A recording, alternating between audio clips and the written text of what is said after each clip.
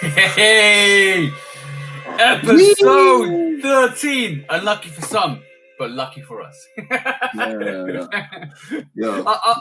I'm surprised. Nike never came after us after we dissed them last week. Imagine if they watched that last week. We ain't moving the needle. We ain't moving the needle that much. Shit, they know we still spinning. Even if they did find out we was talking shit, they wouldn't do nothing because they know we're gonna spend that money. You know what? It's great to have an opinion because it's always exactly. Yeah. Because basically, you know what? Without diversity, without opinion, without a kind of freedom of speech, you will not achieve progress. So that's good that we're able to provide that progress and freedom of speech. Because at the end of the day, you guys need to know what the scenarios. You need to go on what all the profiteering marketing aspects of all the businesses are, especially the businesses you invest in, and especially the stuff you get. So it's really important, from that perspective, to make sure you know what's happening around you because you don't want to get caught out. And at the end of the day, if something smells wrong, it smells wrong. Like, you ain't gonna call shit got a chocolate, are you? No. Exactly. Can you? No, bro. I'm not even going there. I'm not even going there. I'm not even going there. If it smells like doo doo and it looks like doo doo, don't make sure you don't taste like doo doo. Don't even bother trying to make sure. If it look like it, smell like it, hey, you stay away from that there, man. Walk a million miles away from it. Bruh.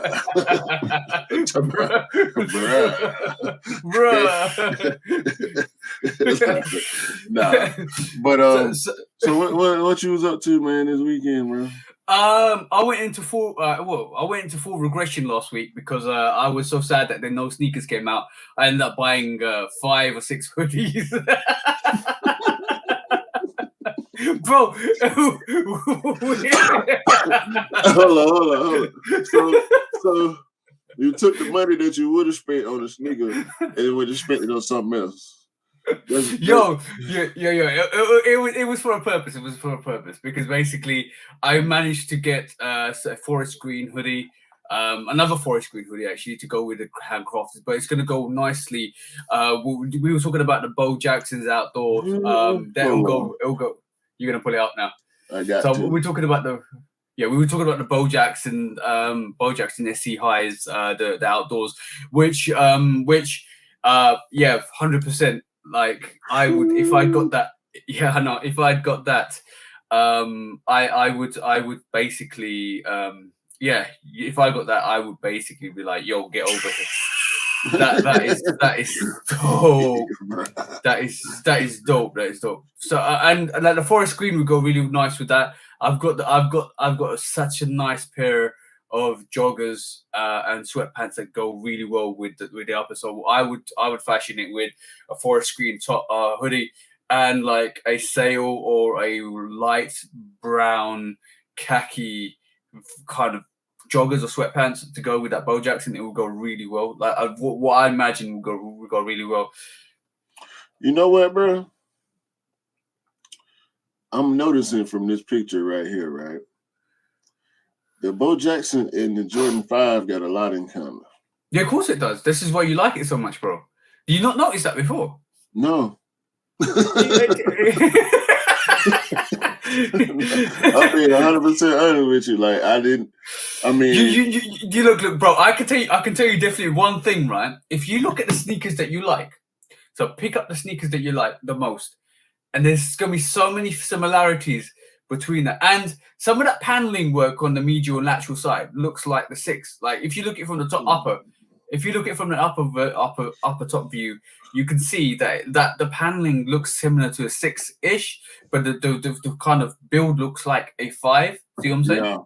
Yeah. So is it? Yeah, I saw that I saw that a little while ago, bro.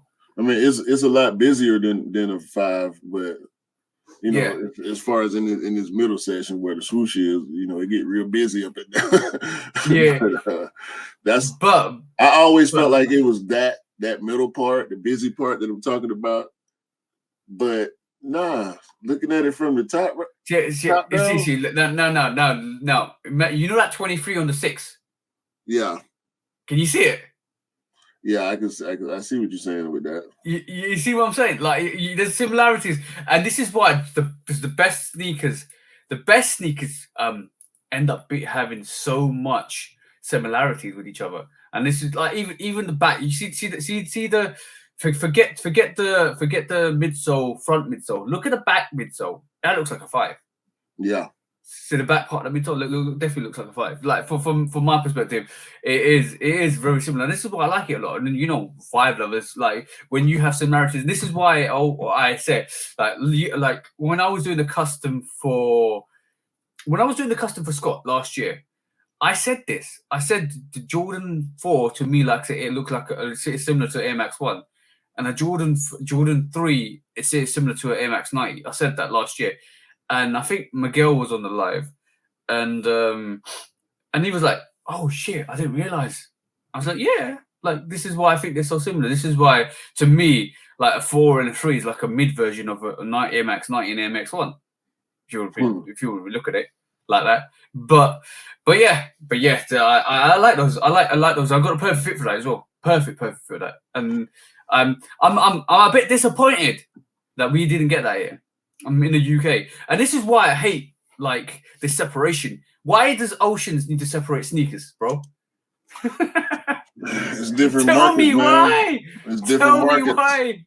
Different Give markets. me some Bo different, Jacksons. Different population and different currency. But I love that because I could rock some Bo Jacksons in the UK. Nobody will be wearing Bo Jacksons. Like, yeah, they'd be like, "What are those?" I think go do your research. One person surprised me. I think it was Blazing Guns. Yeah. With the fact that he wanted the freshwater Griffies. Yeah. And I'm like, really? I'm looking at his timeline, and it ain't nothing on his timeline that will make me think he like Griffies. You know what I'm saying? Yo, I'm gonna say this right. Look, there's a couple of people that when I got on this Instagram thing, when I got serious, there's a couple of people that stuck around, and bro, the loyalty that these guys show, is like even some of the female sneakers, it's phenomenal. It's like really crazy. Like shout out to I'm gonna you know what, I'm gonna give a shout out to the people I can remember. And if I forget you, I'm really sorry. But like Sneaker Picks, what he's a guy in Germany, right? Amazing guy. Always when I started customizing, he's the first one to actually give me the encouragement and stuff like that. So Sneaker Picks is like hands down one of the bros that actually kind of was there from the start. He's still here, he still talks, and he's still very, very like humble with it. And he kind of comes to me. I almost like I was taking advice from him, and then now because he's really busy with family, I've kind of taken up to a step where he's asking me for advice, which is great because I can give back to him. And then obviously you got Blazing Guns, you're Mr. Simpson, Dell, bro. There's loads of people out there that literally like are 100% loyal. They're always, and like we got a C Dicky, which is obviously who was these sneaks because his account got hacked and stuff like that. He's another guy, like he probably will be watching this at this moment in time, bro. Yeah. And like I will be, like, what's really, really, really interesting is that when I'm doing the premiere for the podcast, I'm in it. I'm actually in here communicating with all the bros and anybody that's on the live, and there's constantly these people, the bros are always in here supporting. I was like, yo, yeah. Thank you guys, bro, because it's like, you know what, it's we do this because we love to do it, but it's always great to see people come through and have a conversation, and this is what this is why it builds us to keep going forward with this, because it feels like we're doing something, but also we're helping as well, and we can have an open discussion. And you know what the best thing is, and this is why the best thing is, and this is what I wish would happen is if we could all get together and we weren't too far away from each other. Because bro, like I met Dell so many times since I got to know him. Scott met a couple of times. And bro, I would be around your house in a heartbeat if you were close to me, bro. I was like, yo, bro, let's do something. Yeah. And you would be like, you'll be fed up with me, bro. Get away from me. That means we'll be recording the podcast together. So yeah, exactly. You know. And it's these oceans, man. Get rid of these oceans.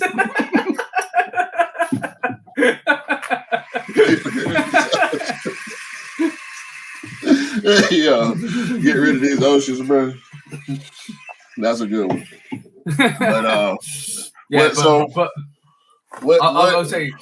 I was gonna say what other you said you got a couple green ones or what, you got a new green one. I got a new green one. I got a top and bottom, which is basically a whole jumpsuit, like basically top and bottom, hoodie and top. Oh, I got this great grey hoodie, all grey hoodie.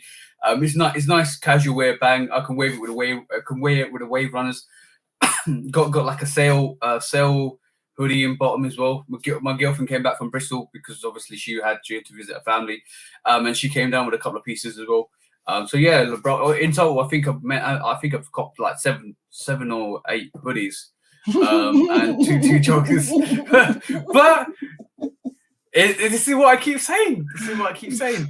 It's not always about the sneakers. It's about the fits. It's about the fits. And if you're Dell, and the socks. Well, speaking of fits, what you have on feet this week? Now you got me thinking, because I did have a couple of things. I probably will be out here. Mine was fairly simple. I did this with this. I did these with this shirt and some camo shorts to go with the hat. Yesterday, I went to the beer festival yesterday. Okay, and that started at 1:00. So stayed from beginning at 1 p.m. to the end at 5 p.m. Shout out to Beer Drink. It's Beer Drink. He is a craft beer YouTuber.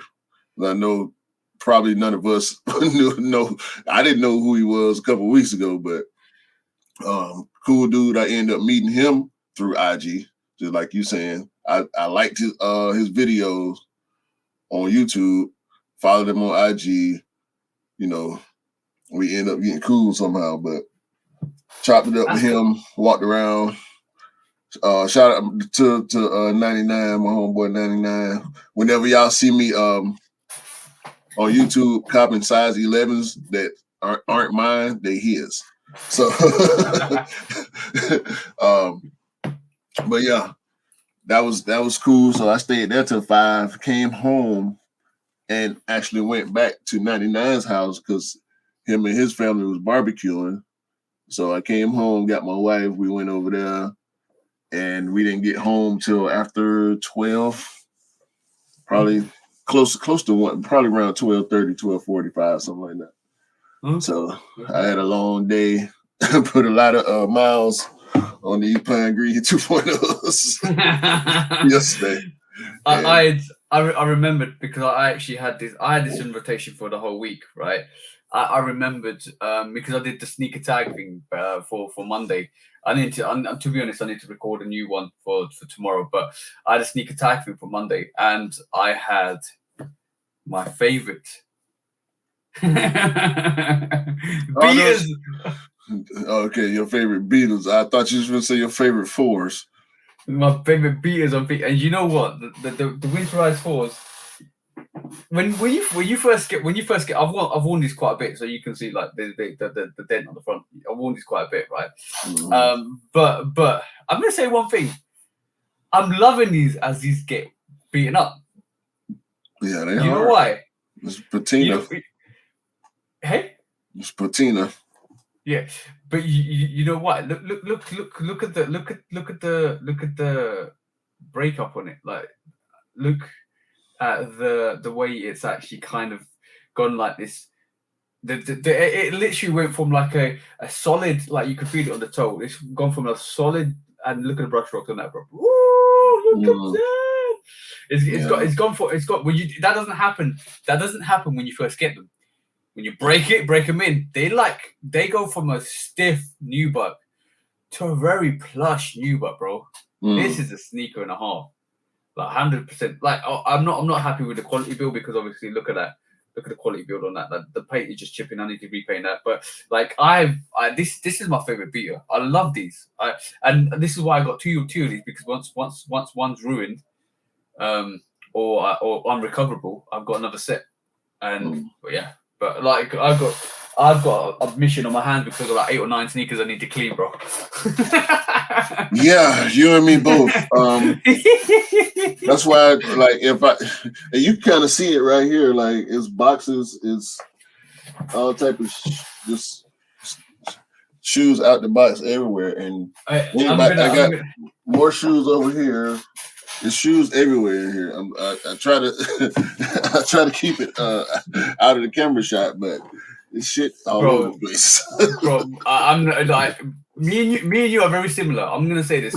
Like this is we are similar in a way, but different in a different way. Because like I'm gonna say one thing that's really similar between me and you is the fact that we always clean our sneakers, and sometimes when sometimes we don't get time to clean our sneakers, and then I'm gonna walk away. My whole room that way. Right that way, you can see. You right there. You got my that's just shadows out there, right? Down here, I've got the winterized 4s. Then I've got the homage to homes, which I haven't cleaned yet. Then the international 12s. Then the LeBrons. Then the alternative flight 13s are there. I'm gonna walk around the corner here. I have more.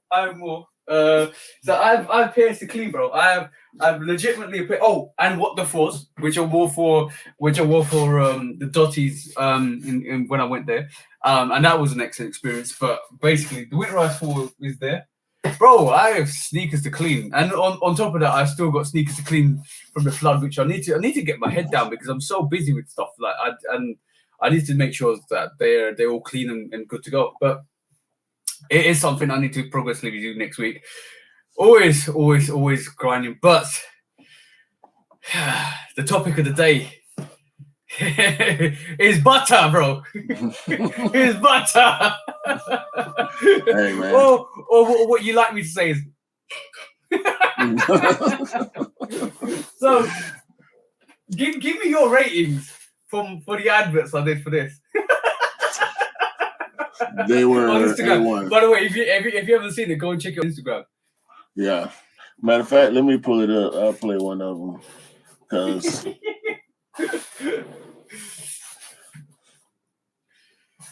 But I'm very disappointed in Nike at this moment in time because it's not only the 35th anniversary of the Air Max one. It's not only the anniversary Air Max Air Trainer 1 anniversary, 35 years. It's not only the 97 anniversary of the what do you call it, 97 25th anniversary of the Nike Air 97. Bro, and there's SB anniversary, 20th anniversary in March as well. So the question is, why was the Air Max the only sneaker that was pushed?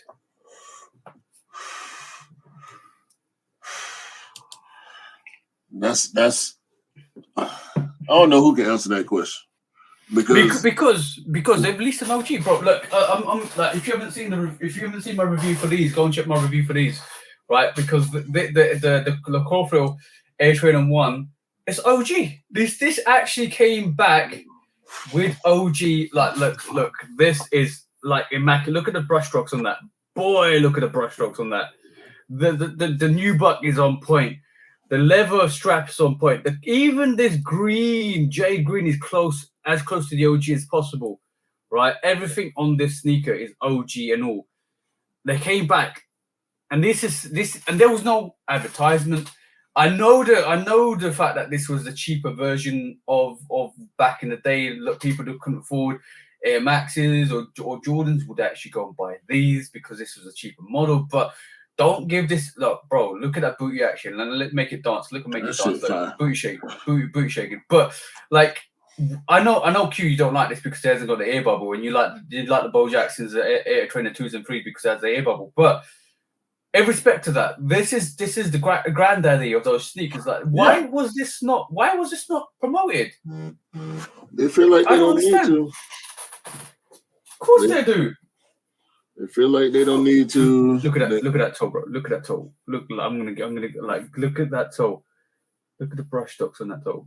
Jim, son, this is so far, so far. So it's such a great sneaker. And if you like, guys, if you want it, I don't promote sneakers that I don't like. And I'm definitely advocate to say that sneaker, that Air Trainer 1, hands down. What quality on that sneaker? It's sitting anywhere in the UK. So if you want it, go and get it. Like, go to the shop and get it. But is that even released in the States yet? No. That's why I ain't gonna say nothing. I ain't gonna say nothing. But should I play the first? I want to. You gotta play it without the music because you might get copyright. And the music ain't on. Well, shit, that kind of defeat the purpose of playing it if you can't hear it. Okay, but just play it with the music on. It's lo-fi music, so it might be fine. But we don't get paid for this anyway, so basically you can play with the music. All right, hold on. When we do get paid, we won't be paying any copyright music. We don't want to get a copyright strike. So play with the music, bro. So this is the first advert I did last week because look, but my whole premise was I've got a review coming out on Thursday. Nike hasn't done any commercials for this. And I was do the commercials. I'm going to do the commercial because you know what? I need to show this a bit of respect because you know when you pick up a classic OG, you got to give it some respect. Like what? I can understand. No, there's no adverts for the Breads or the Chicagos if they come out, but you know there's old adverts for that anyway. There's but you know that sneaker's coming out. You know, a Bread 4's coming out, or Chicago's coming out, or Jordan 1's coming out, or Air Max 1's coming out. You know that, but nobody knew. No, and I did not know the Air Trainer 1 Chlorophyll was coming out until 2-3 days before it was released. Yeah, that's disrespectful. I mean, it's gonna sell out. It's gonna sell out. It's not gonna go on sale. I'm gonna tell you that. Oh, it might. I just say it might go on sale. Maybe in the there. UK. Yeah, maybe it might go on sale. And if it does go on sale in the UK, I'm buying that. I'm gonna double up. And one of those is gonna be my gym trainer. Like I'm gonna take it. I'm gonna wear it to the gym because you know what? Like that cross trainer. That multi Swiss Army knife of a sneaker is definitely good for any sport. So that's gonna definitely go in the gym with me. Yeah. So let's play this thing. Nike should have released part 1. This is butter. This is butter. This is butter. Milk, but nothing compares to the butter of these. The Nike Air Trainer 1 Chlorophyll. Foot site near you. Yo, you know what Cam told me?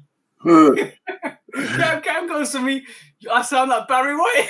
He's got some Barry White vibe. What? Hold on, man. Let's go part 2. This is butter.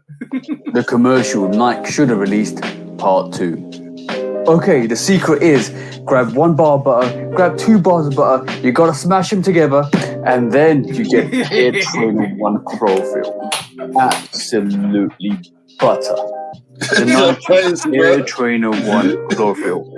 Coming to a foot site near you.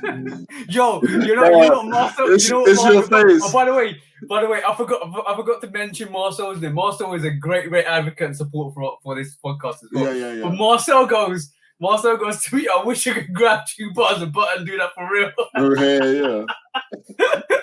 Shit, man. It's your face, though. It's your face when you talking, bro. That's what it is for me, bro. Hold on. You know what, right? Commercial Nike should have released part 3. So today we're gonna make a 35-year-old classic recipe. To start with medium to high heat, put 35 grams worth of butter in the pot. Let that sizzle, and then add some chili flakes for that heat, and then cover to simmer. And hey presto, a 35-year-old classic dish. Tonight, Air Trainer 1, 35 years of perfection. Yo, you know what? I mean, this man that lit candles, bro. Bruh. You have to go the extra distance, bro.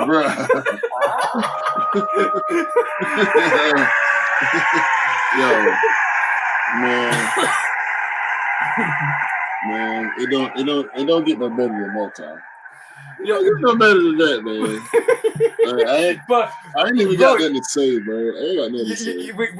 When you're having fun, you just go with it. Yo, you know I'm crazy. You know your face on that second one though. It's that second one, bro. The face you was making at the end when you was talking. You know what? You know what Scott said to me the other day? He enjoys my sneaker news, but he loves my reactions and my face. Yeah. Oh shit, like, bro, like I'm gonna admit 3 things to you, bro, right? Do not put raw chili flakes in a pan on a First of all, because it ain't fun. It ain't fun, bro. Yes, you'll be coughing like that, bro. I'm joking. I'm not even joking. You will definitely be coughing like that. My girlfriend was upstairs. She had the door closed upstairs. She walks out the door and she starts coughing instantly. She was like, "What did you do? What did you do? What did you do? Why is the air so chilly?"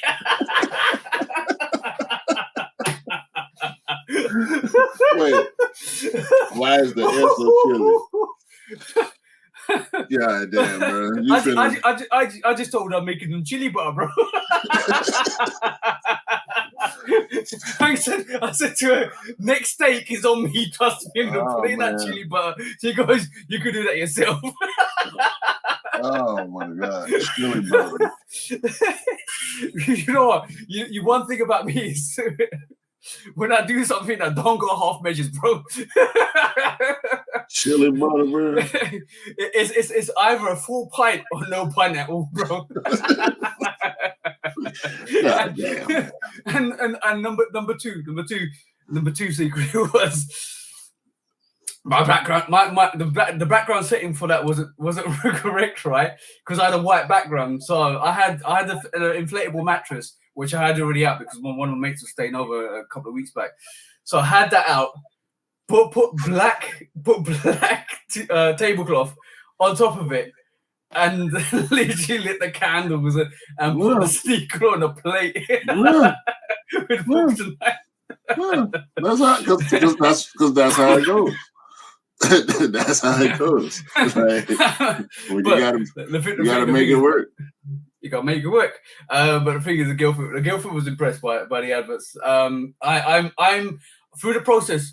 I'm learning more editing skills on Premiere Pro, which is great, which is awesome because it means I can adapt my skills, which is great because like I can kind of do some more animations and stuff like that. Even that 130 splashing $130, that was all the animation I did. Like went in, did the keyframes, cut it down, zoom in, zoom out keyframes for how I wanted to, and then kind of like replicate it, which is great because that means I can actually work on keyframes. Because my intro for my channel was done using what do you call it? After Effects. So using After Effects, and the bro did it for me. One of the bros. Shout out to you, bro. He's a very close. He's actually A London's brother. You know A London from from Instagram. That's his brother, and I knew him before I knew A London. So when I met up with A London, it was like, yo, Dan, you're his brother. Yeah, cool. So he did the intro for me. and using the keyframes on After Effects, and kind of did my intro. So now I'm going to try and replicate that, learn it for myself, which is like evolution of knowledge is great, because I always love learning, and you know me, like I love learning as much as possible, because not only is knowledge its power, but knowledge is the growth of your own personal abilities and your own personal wealth within yourself, like not money wealth, but your wealth and well-being. So it's great. It's really great. So yeah, bro. And the third thing I was gonna say is I'm a little bit crazy. Maybe. Yeah, we know. So don't mind me. Bro, many a conversation we're talking and I come up with some random stuff, you're like, why bro? Why bro? What was that piece of joke? Jesus Christ. Jesus Christ. Jesus Christ will forever be king, I'm telling you. Yo, there's this other one that came out this week. I can't remember it, but it was to do with beef burgers or something. Okay, look, let's not even go down that rabbit hole. Right? I'm not. Literally, like you think I'm bouncing on the podcast, right? Sometimes I'm really, really bouncing on the podcast, and you could account for this. Like I was playing the soundboard and just nodding my head, like, yeah, let's go, bro. You know, bro, like. Scott calls me sometimes, right? And he'll be like, "You okay, bro? Have you taken anything?" He said, "No, I'm good. I'm good. Like, I'm itching like you know, Chappelle. I'm good." No. I'm 100% like this all the time. Like I do have, obviously everybody has their down days. Like yesterday was my down day, because I realized I had 2 weeks off work and I'm going back to work tomorrow. Recording this is Sunday, yeah. but like on the regular, you've talked to me. A lot of people talk to me, and a lot of people are surprised that I'm actually like this in real life. Like yeah, bro. What would you expect? Hey, there's no fakeness here, bro. There's no fakeness here. What you see is what you get. Because I'm not that, bro. I'm no Donald Trump here, bro. So, all right. For in honor of episode 13, I think I saw this just in time. Bow. Have you seen this? No, bro. Is that patent leather on the overlays? No, it's actually iridescent. It seems like. Oh, it looks like the chameleons, bro. You know the chameleon ones. This is not. I think this, yeah. This is the base shoe. This is what this shoe is. Okay, so the iridescent is on the underlays there. Right. This is the OG. This is the OG version from 2014, the Jordan 13 Baron. And this is supposedly. It looks a bit like the Dirty Breads, bro. If the toe box was black, it looked like the Dirty Breads. Yeah. I mean, iridescent on the fucking overlay, bro. So when is this bad boy coming out? It's a sample. They're saying it's a sample. Boo! Give us the whole thing. I mean, look at the bottom, the outsole on that, bro. Yeah. I'm still gonna say this: the CP3 Jordan 13 home and away is probably the best 13. Outside the Hugo Games and the OGs, that upper to sole comparison, it's just phenomenal. Like I love, especially the black version. It's phenomenal. Like it is like, let me just pull it up, because I always love seeing them. Always love seeing them. There's something about I need to get them in. I need to get them in my pack, bro. I'm not even joking. I need to have this sneaker in my rotation. I need to, because it's no dead given. I need to have this. Like and this is not me. This is not me being like, yo, I want everything. No. I need to have this. Look at that sneaker, bro. Look at the yellow to that bright blue. Well, I don't even know what that bright blue color is called. It looks like not darker than a baby blue, but look at that sneaker, bro. Yeah, it's got a little bit of green thrown in there, a little splash. Yeah, it's just like it's not aqua, but it's is not aqua. You know what I'm saying? bro. It's that Charlotte Hornets colorway. Yeah, I'm gonna definitely say this. I am definitely a shoe fiend. Like, bro, hands down, you are so wrong to put you in that bracket. But I love the 5s, but I love everything else. 5 is my favorite silhouette, always going to be. Yeah. But like, I will not stop at just a 5. I will pick up the 11 and the 12 and the 13 and like, yo, bro, anything I love, I will go and pick up. Like, bro, like for hands down, I showed on the live the other day the whole variation of 13s I got right there. You can't see out of screen. Yeah. And like, this is why somebody's like, oh, why'd you pick up the Del Sols? They're fucking beautiful. That's why. Right. What you mean? What do you mean, bro? What do you mean? Have you seen? Look, you know what? It's almost like I'm gonna put a 13 on, right? All of a sudden, I've got these pamper powers. Look at my pamper paws. Look at my pamper paws. You see what I'm saying? Yeah. So, man, I like 13s. If a lot of people don't, I think the 13 is kind of not necessarily forgotten because every time a 13 come out, it sells out for the most part. But I think it's hella old. They do here. Now, only the last 13s I can remember kind of sitting was the Lucky Greens. Yeah, Lucky Greens. I think the Shat Batball 13s or a variation of the colorway that kind of semi-sat. Yeah. But I don't like those gimmicky ones like the lucky like that. That's a Ray. Wasn't that a Ray Allen kind of spin-off? Yeah. So I prefer the original, and the original was a bit lighter than the Lucky Green 13s. I don't mind them, like, but it's all a play off the Chicago colorway. Yeah. Also play. Yeah, that's what they do. Definitely. Yeah. But I just, some 13s just like, yo, that's nice, I want it. But I'm in a way I'm glad I'm not in the States, because copying sneakers will be harder, but there's more opportunities there. Like I was talking to Cam on the live the other day, like trading will be easier if I was in the States, and using trade block and all of that stuff will be easier. But copying sneakers is a mission impossible. Like, literally, it is harder. Like, I like the Air Trainer ones or the Del Sols or even any 13s that you would sit normally here, and will probably sell out in the States. And this is why when Kick Lord or all the other guys look at when I go to the shops, oh yeah, playoff 12s are still sitting. Oh, Brotherhoods are still sitting. Oh, what was it? These 5s, the J5s are still sitting. You guys haven't even got the J5s yet, have you? No. They're sitting here, bro. Like, they're like literally in front, sneakers on my head. Like, yo, they're sitting. But then I've got all the bros in the States saying, yo, why are they still sitting? They all sell out here. Yeah.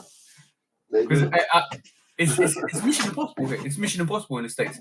So there's pros and cons. There's pros and cons to everything. So I'm glad I'm able to be in the UK to pop the sneakers. But on the flip side, the trading the VNDS side is way better in the States. So I wish I had that in the UK. Like, this is a nice shoe. Like, yeah, hands down, summer shoe, bro. Yellow top, blue jeans, bang, you're done. Or even all white with that sneaker, done. Oh no, that ain't me. All yellow, nah. Not all yellow. Yellow top, like either yellow. No, that's what I mean. A whole all yellow shirt, nah. I'll probably go white. If I have to, I might try to design something. I don't know. We'll see. But I really like this shoe.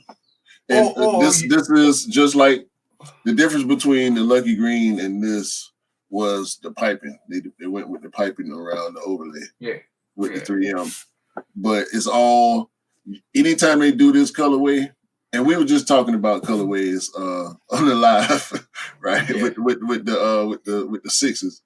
But anytime they do this, all they got to do is change the color of, you know what I'm saying, the suede. That suede. And change the color of the accents on the bottom. And change the this cat's eye down here. I always call it a cat's eye. I mean, we know that this is the cat's eye, but that's the cat's eye. I call it a cat's eye, even though it don't change colors the same way. But I don't know if a lot of people understand where the cat's eye thing came from.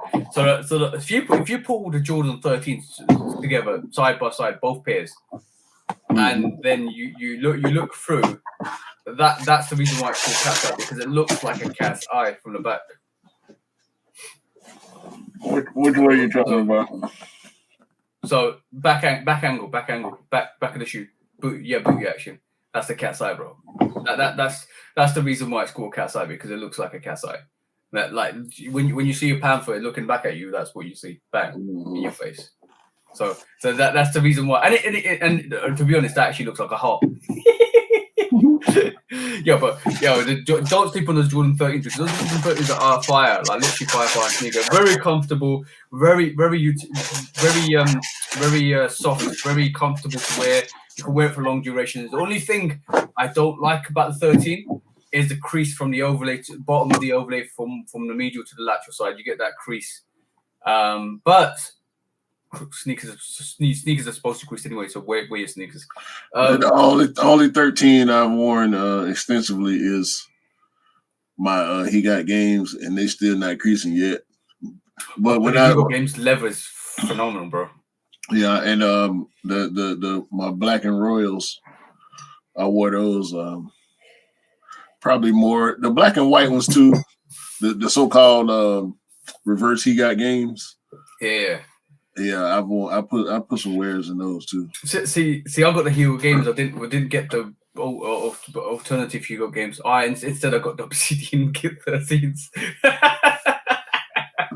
Bro, do not judge me, because like literally, I can say every 13 except for the Shatback balls and the Lucky 13s I got recently.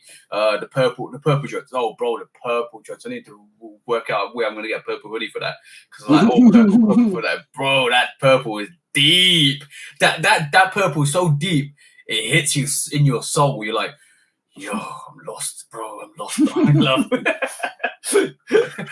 so Marcel, sorry, bro. I'm encouraging you to buy sneakers again.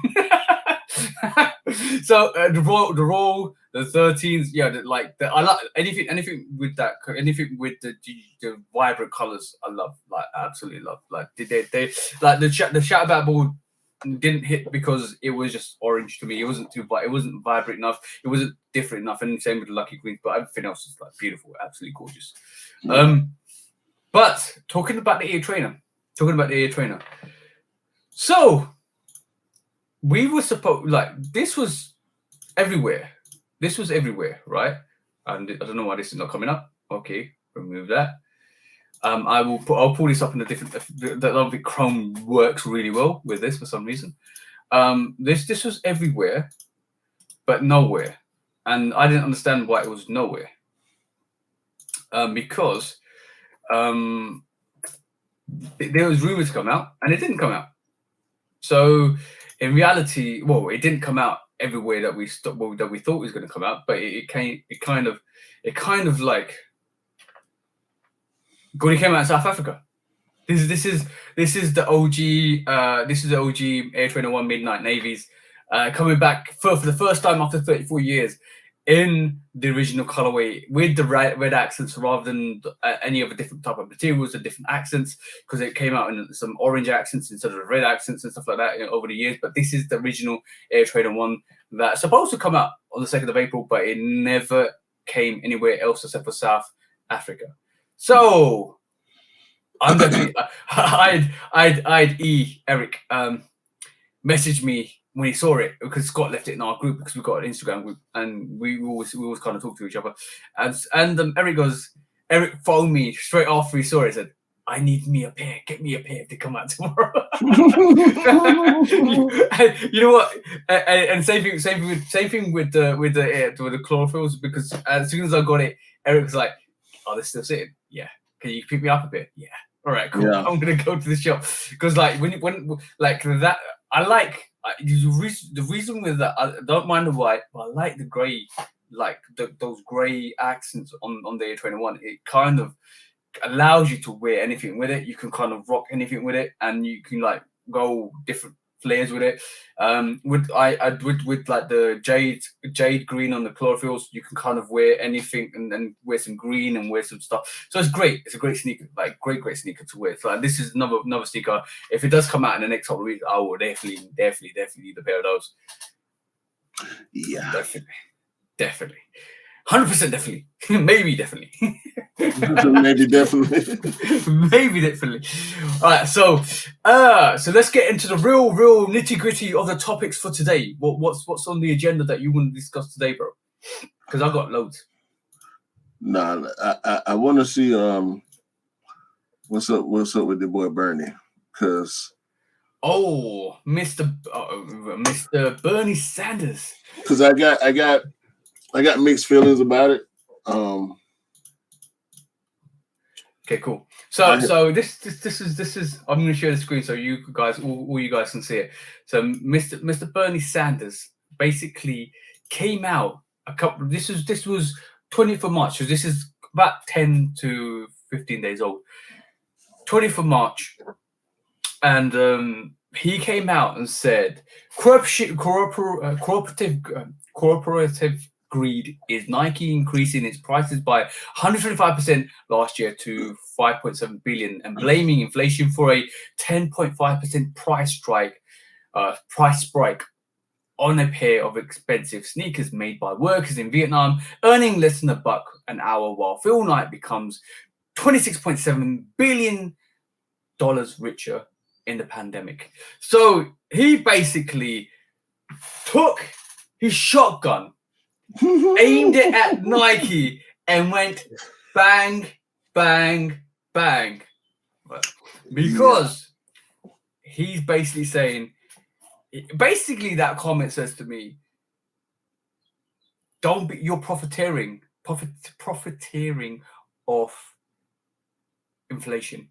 And that is not the correct value of the inflation, because you just increased, why are you increasing the sneakers? Because you're basically blaming inflation, but inflation doesn't really increase it because it doesn't increase the labor prices. It basically, why are you increasing it? So I'll let you talk about it, and then I'll talk about it, and then we can kind of come to either a mutual agreement or a kind of understanding, because I think we've both got opinions.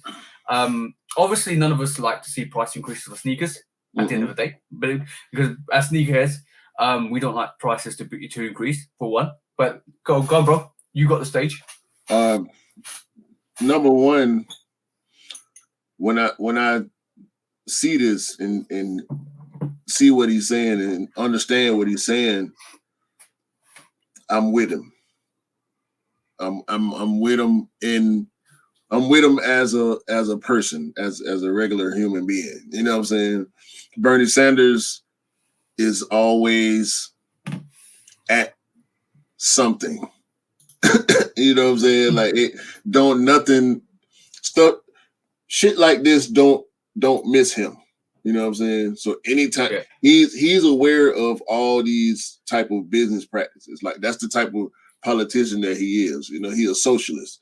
So corporate greed and like just he talking about labor on the other side and how much money Phil Knight worth and all that. Like this is what Bernie Sanders do.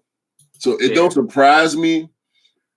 As a sneakerhead, I feel him too, because no, we don't want the price of our sneakers to go up. Yeah. But so it's kind of like a win-win in a way for me. You know what I'm saying? Because I ain't rich. I ain't Phil Knight. You know what I mean? But like why you raising the price? We get inflation, but that shit ain't affecting you, bro. Yeah. That shit ain't affecting you like that. And we shit it you bruh. Look at these botch jobs we've been getting on some of these sneakers recently. Like, I mean, shit coming stained, shit coming with loose threads, shit coming with major accent or major feature pieces of the shoe not stitched in. Hello, Crimson 4, not stitched in, fucking coming ashy and shit. Like, it's been they done rolled the shoe around in the fucking dirt before they put it in the box and send it to you. Like, come on, bro. Y'all making the money, bro. We gonna buy the shit. You know what I mean? We gonna buy the shit. I'm gonna buy the shit. I'm gonna buy the shit.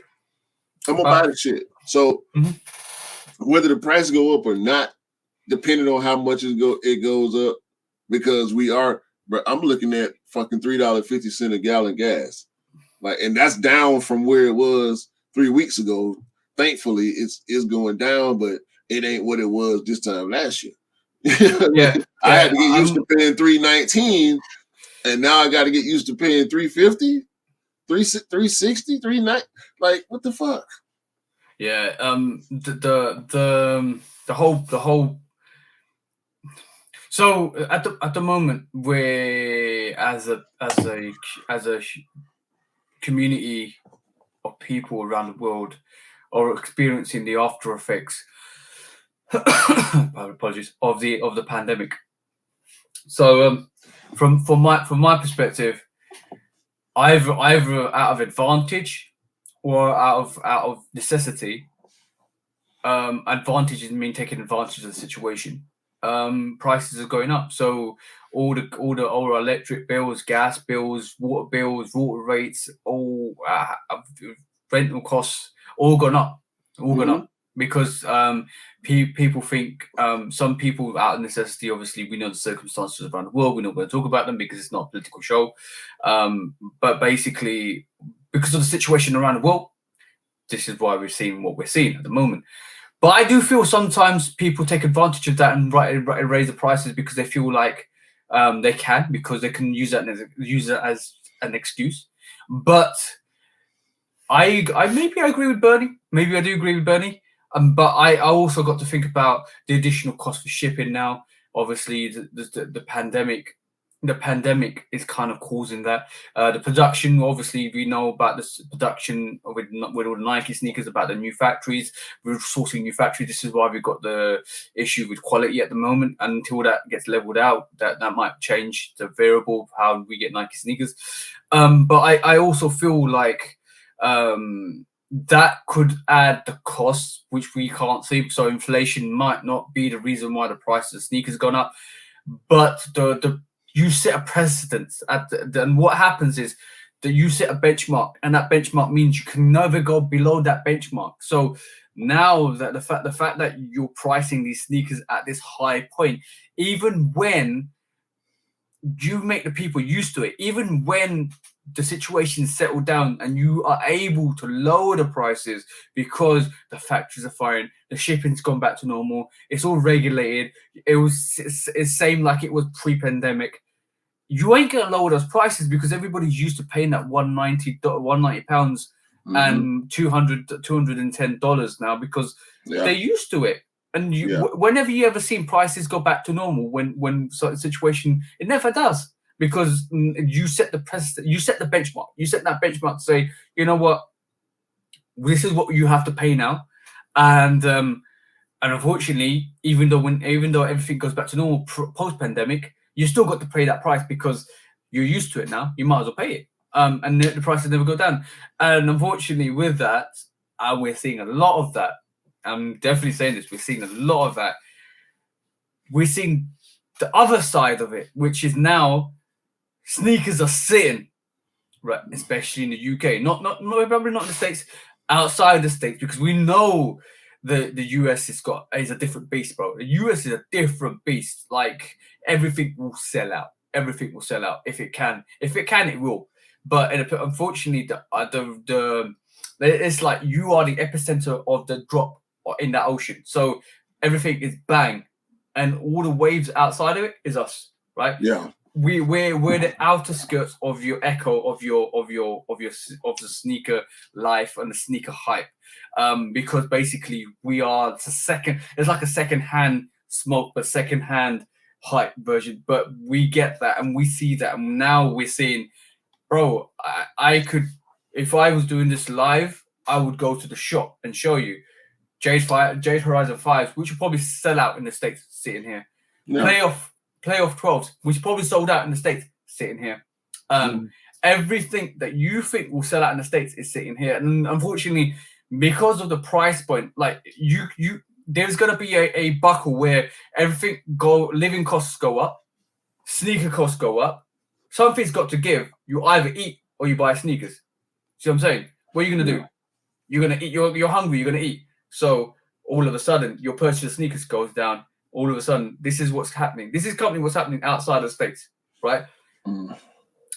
Like tell me a sneaker, even the Air Max 1s, the Mellows, the Heavies, before they came out, and this is why I always preach to you guys, do not pay the pre-sale. Before they came out, the prices were $300, $350. Once they came out, everybody got them, and everybody realized how much the resale was. The resale just dropped. It just dropped, bro. It sank like a stone, because nobody's going to productively go and pay that resale anymore, because it's expensive. The living costs have gone up. It's expensive. From the 1st of April, living costs have gone up. Gas prices gone up. Petrol prices gone up. Electric, water, everything, bro. Everything. So you're now weighed up in the cost where what do I pay for? Do I pay for my sneakers or do I pay for my living costs? And a lot of people come to the pinch point where they said, "Oh, cool, I won't get a sneaker, and I'll pay my bills." Because basically, it's more important to have a roof over your head than it is to pay for your sneakers. No, so, you gotta pay your bills, bro. Like exactly, ain't nobody crazy. I mean, it ain't worth that. It's not serious. It's not worth your comfortabilities. Yeah, and then you got to really think about it. Like you were saying, "Oh, cool." Everybody are really thinking, "Oh, yo, the sneaker prices have just increased by £10 or £15." All right, cool. Let's put it that way. £15 a sneaker. Right. Then now you're paying probably like £5 or £10 extra for your electric, and £5 or £10 extra for your gas. £5 or £10 extra for your petrol, which you guys call gas, a month. And you're paying another £5 or £10 extra for your water, or your rent's gone up by £50. All of a sudden, bro, you're talking about £100 to £150 worth of extra money coming out your account. Now you're thinking, yo, yeah, that's an extra sneaker I could have got. Yeah, but see, thing for me, by the time I started collecting sneakers, I had already bought a house. I was, secure in my employment, which is the main thing, obviously, to make sure that you're secure in your employment. And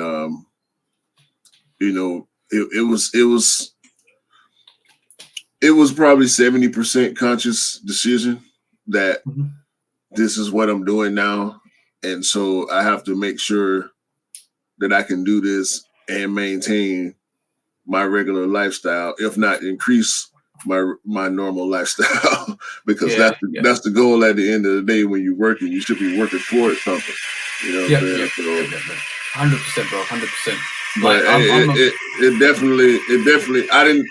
I didn't know that it was gonna grab me the way it did. You got wrapped up in that sneaker. Not even hype. It's not even hype. The sneaker wave. As soon as you dipped your toe into that sea, it just dragged you out to sea, bro. And that's happened. That's happened to a lot of us. But like, what I'll definitely say is, I don't think I paid any resale for any sneakers this year, bro. No, winning. Nah, I ain't. I'm not gonna pay. Maybe for the Rui 8s, but I'm not gonna pay resale for any. Like, I'm not looking to pay any resale for any sneakers, bro. Like, never looking to do that. No, I'm literally done. I think it will be an exception. Maybe on my birthday this year, I might pay some resale for some Dornbecker 5s. Maybe. but I'm not looking to pay any resale, bro. Like I think I've been lucky so far to get sneakers I want for retail, and I've been blessed around people been blessing me around me, like, especially you, bro, like with some of the sneakers. So I'm really grateful for that. But I've also been passing on the blessings as well. But I realized the other day, bro, you know the exclusive access I got for the shimmers last year. Mm-hmm. And I gave it to one of the sisters because she really wanted them, and I was like, "Yo, yeah, that's fine.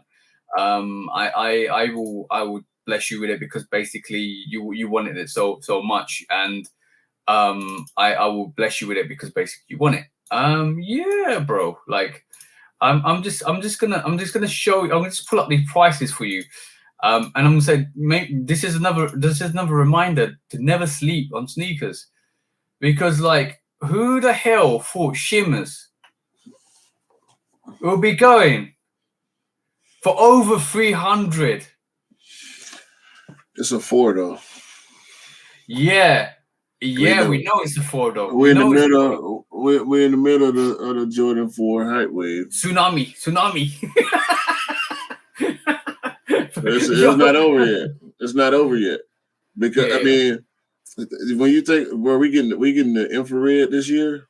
Yeah. That shit is going, bro. I love that shoe. The infrared 4. Yeah, it's good. Yes. It's really good. If the materials are as good as the colorway, yeah. Right. And don't nobody ask me about that shoe neither. Nobody. I don't do that with foes. For some reason, bro, people don't really ask for foes like that.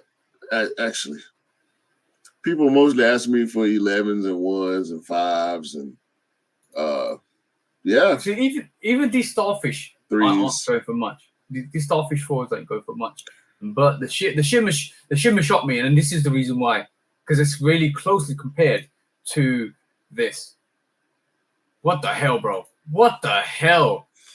I mean, it's got similarities, but I mean, but you could say the same thing with the mocha ones and the mocha Travis ones. Scott mocha. Yeah.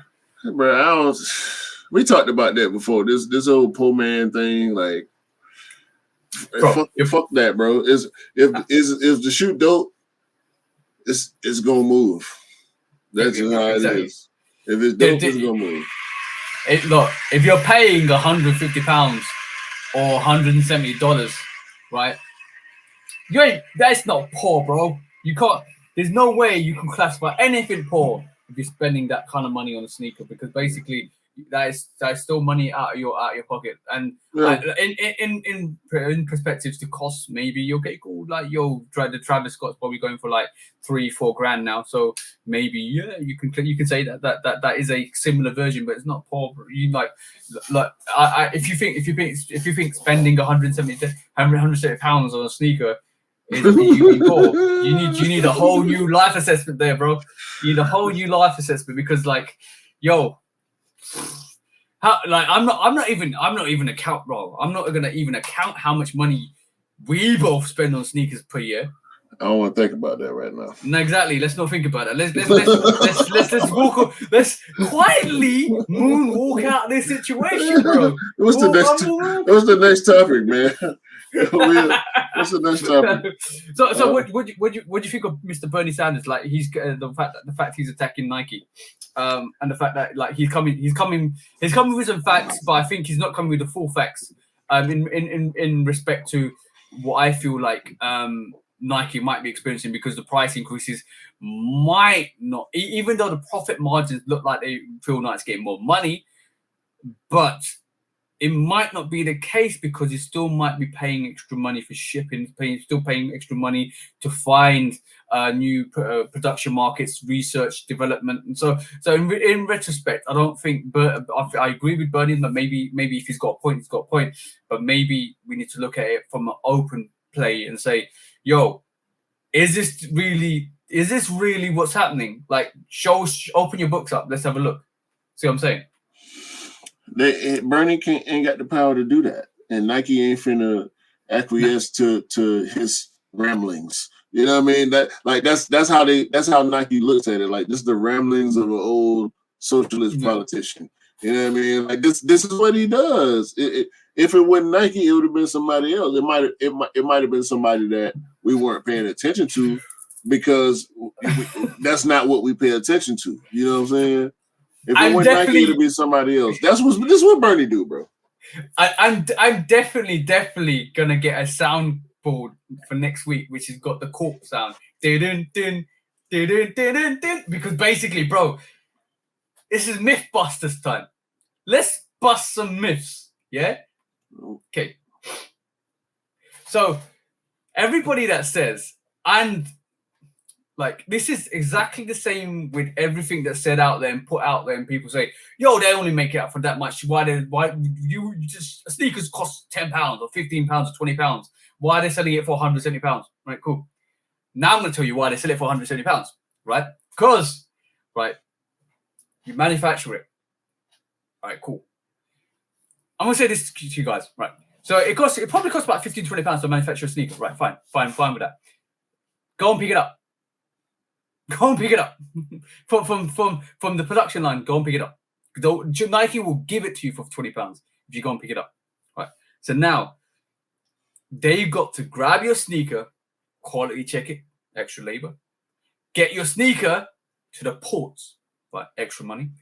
Get it on the ships and transport that to all the locations around the world. Got to pay for that. Then lands at the ports. Got to grab your sneakers and distribute them all around US, UK, EU. Costs money. And as soon as it hits the foot sites, the sneakers app, the Nike stores, it probably costs to transport your sneaker probably about £120. That's $100 or more to get your sneaker from the production line to the store. So in reality, they're probably earning, and then they give you the discounts to all the foot sites. So basically, they give it to the foot sites for next to near £20 profit. Yeah, so wholesale, exactly. So in reality, this is why direct to customers works better for Nike, because they actually increase in the profit margins. But giving it to like Foot Locker or any other foot sites means they're only earning like a fraction of the profit they can do. Now, then they got to get your sneaker. Get the marketing for it.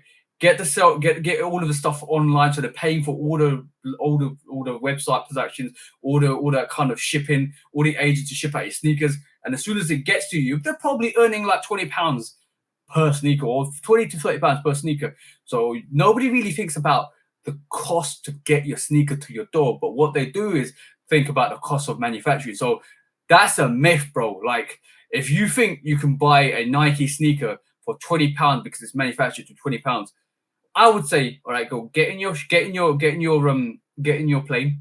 go to Vietnam, knock on the Nike production line, grab your sneaker. It's gonna cost you more than picking up a sneaker, bro. Like I'm being 100% honest there, because basically people think it's easy to knock Nike for saying, yo, I'm not even supporting Nike. Last week I was dissing Nike. Right? I'm just saying that's a myth. That is 100% myth. Like, when people, and it irritates me a little bit when people say, "Yo, yeah, why do they not sell these sneakers for cheap?" Because basically, at the end of the day, Nike make them for like £20. But yeah, bro, getting it to you is where all the other extra cost comes in. And when they put it on sale, they're taking a hit. They're definitely taking a hit. Yeah, they are, because the profit margin. I mean, it's the biggest sportswear company in the world, right? Like, there's Nike on 7 continents. You know what I mean? Like, everywhere you go, more than likely you will be able to find it. If you can't find it, you'll see it. Yeah. You know what I mean? Whether it's on a piece of equipment like a ball or a bat or a glove, a hat, a t-shirt, some jeans, some pants, some shoes, you're gonna see it. It don't matter if you play lacrosse. It don't matter if you play football, European football, American football, whatever you're doing. They're there. And you got to remember, right, that they pay for sports advertisement. They pay for these shows, like these upfront stores. They pay for all of this. So all the profits that you're talking about go into investments, into research, into development, into the hype. And this is why there's so much hype. This is why they don't tackle the resale market, because they know it's a guaranteed sale. It's a guaranteed sale. And this is why there's been so much development over the last 10 years into making sure their sneakers don't sit. There is so much hype there. Even though we're disgruntled, even though we hate it, it's the fact that they are guaranteeing that profit to make sure they always are in the red, not in the black. So I'm saying, was it black? It's the other way. No, red, black, yes. You're in the black, not the red. So in reality, from their perspective, and we're just throwing you knowledge here, bro.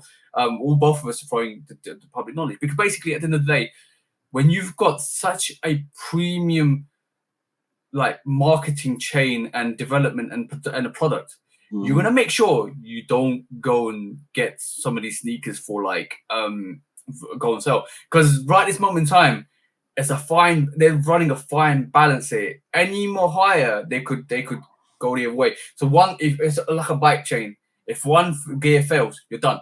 You're done. You're done, absolutely done. So like the overhead costs for Nike are massive. So, and to make sure your sneakers don't sell out, you got to do something. You got to do the collaboration. You got to bring up the artists. You got to do you got to do this, like the Cause Sakai collaboration to get the hype up. You got to do something to make sure your product's relevant. And you got to give credit. You got to give credit for Nike for doing that. But most of us are disgruntled at the fact because we don't understand it. But like me and you, we do understand it. Even though we do understand it, we're still gonna be, disgruntled. Yeah, because I mean, we want, at the end of the day, we want what we want, and that's not what life is. We're not gonna always get what we want. You can put yourself in the best positions to take advantage of whatever opportunity is there. But that's all you can do is try to put yourself in the best position. So like that's what we're doing every weekend and periodically throughout the week sometimes on these releases. Like we rolling the dice with the best odds that we can create for our week. We have the dice in our hand. We can leave them with ones on every side, or we can put more dots on each die to increase them chances every time we want to get something from this company that we love to hate. Yeah, because it's not just sneakers no more, bro. I get notifications for t-shirts, shorts, sweatpants, socks. They sell out. Yeah. They sell out, bro. I mean, if you don't check that notification within 3 minutes, you're not gonna get that. You're not gonna get that. I know 100%, bro. Like I would definitely say like before you can make a judgment on a company or a business practice, even though I went in on Nike last week, I went in on Nike last week, like for their like bad practices and stuff like that. But like not bad practices, but just for what they do. Sometimes I'm not gonna sit here and say I like everything they do or I hate everything they do. You can't. Otherwise, I won't have a stack there, or you won't have a stack behind you, because at the end of the day, we love this. We love their product. But like some of the history that they bring, some of the releases that they bring, I don't understand it. But like from our perspective, sometimes you got to put yourself outside the box, outside yourself, and put yourself in somebody else's shoes to realize that there's a lot going on there that we don't understand as a community of people, because we just see releases. We just see we see. I'm gonna say this. We see a lot of fake news, bro, and there's a lot of beating Nike over the head because you can't get a release. See what I'm saying? Right, but like from and I know it's gone worse and worse and worse and worse and worse. I know that it's gone worse. And since I've been picking up sneakers, it's got way worse, right? But sitting here, Nike's doing the utmost to sell all their products out. You can't blame. Like if you owned a business, bro, and you had a Nike model and everything was selling out, I'd be like this. Thank you, guys. Mm-hmm. What in retrospect, but what I would say to them, they need to kind of come back to the community and to the sneaker community as a whole in general, and listen to what the concerns are. Listen to. Let me play devil's advocate right here. Oh no! No, because I agree. I do agree. However, we are the sneaker community, right? Me and you. Yeah. Me, you, Scott, Cam, E, Retro Rick, fucking everybody, right? King Rod. We the community. Dale. King was suspect though. 8 years old sneakers, bro. I know you're watching this, bro. Come on, weird sneakers. Like they literally, I guarantee you have a little bit of a dream every night saying the sneakers coming up. No, the ghost of the sneaker that should have been is coming up to you and said, "Yo, you need to put me on, bro." Yeah, nah. I'm just messing with you, bro. You know I'm messing with you. but so we are the community. But there's a small, like a Mr. Miller, you know, like you know, a lot of the people that we communicate with on a regular basis, that are like the grassroots. We the roots of this shit. Because we are the roots of this shit. We got these big trees, and these in some, we got in Georgia, we got kudzu, right? It's a big like leafy vine. That shit will take over everything. I think it came from Japan or one of the Asian countries, like way long time ago. Somebody fuck around and brought that shit to. Is this Japanese? Is this Japanese knotweed that goes through cement and everything in concrete? That shit will cover any fucking thing, bro. That shit will cover a building if you don't. And it don't. You can't kill it. You have to remove it. You know. Oh we call that Japanese knotweed. That is some aggressive stuff because, bro, that will tear through buildings and concrete and brickwork. That don't give a shit. Hold on, I gotta search it, right? I gotta pull it up. And this, why have you gone? I'm gonna tie it together. No, I'm gonna tie it together. Right? I'm gonna tie it together. Okay, cool. I'm waiting. I'm waiting, bro. Watch this, right? So this what I'm talking about. This shit will look. That shit is covering a whole car and a truck over here. Like that shit will grow through whatever you got. That shit will phenomenal. Cover your fucking whole house up. Oh, nature's phenomenal, bro. Nature is such a beautiful thing. So I'm saying all that to say, right? We have entities. Let's just call them entities in the sneaker community that Avengers. are this. They are this shit. They are this shit. They are the fucking Power Rangers. They are the haters. They are the naysayers. They are the influencers. That's why that term influencer, that shit is so fucking subjective and divisive. Like I would never call myself an influencer, bro. No. Like, I know me and you joke about it, right? Yeah. We're just average people. We're just average people. We see certain stuff happen, and it'll make you feel a certain way. Like when somebody's excited to meet you, or you find out somebody hating on you behind the scenes or some shit like that. It's easy to feel like, oh shit, and it's perception, like the way other people seeing you, right? So Nike is seeing all this shit. This sea of shit is influencers and people that mean well, and it's influencers and people that just want to be seen, chasing clout or whatever the fuck it is. They're not a sneakerhead for real, like a Mr. Simpson. You know what I'm saying? They're not a sneakerhead for real, like an Egot Soul or Love Kicks Customs or Delroy, or you know what I mean? Like they even a lot of these resellers, bro. I done said this before. These motherfuckers, they want to buy up everything that you want, and they don't give a fuck about it. You know what I'm saying? And so it's a fucking gumbo of shit going on in the sneaker community, and it makes it. I think from way up there where Nike is, and then we know they got people at every level, right? And they get it right. They get it right more times than not. But when they get it wrong, it's like, what can you do? What can you do when you gotta?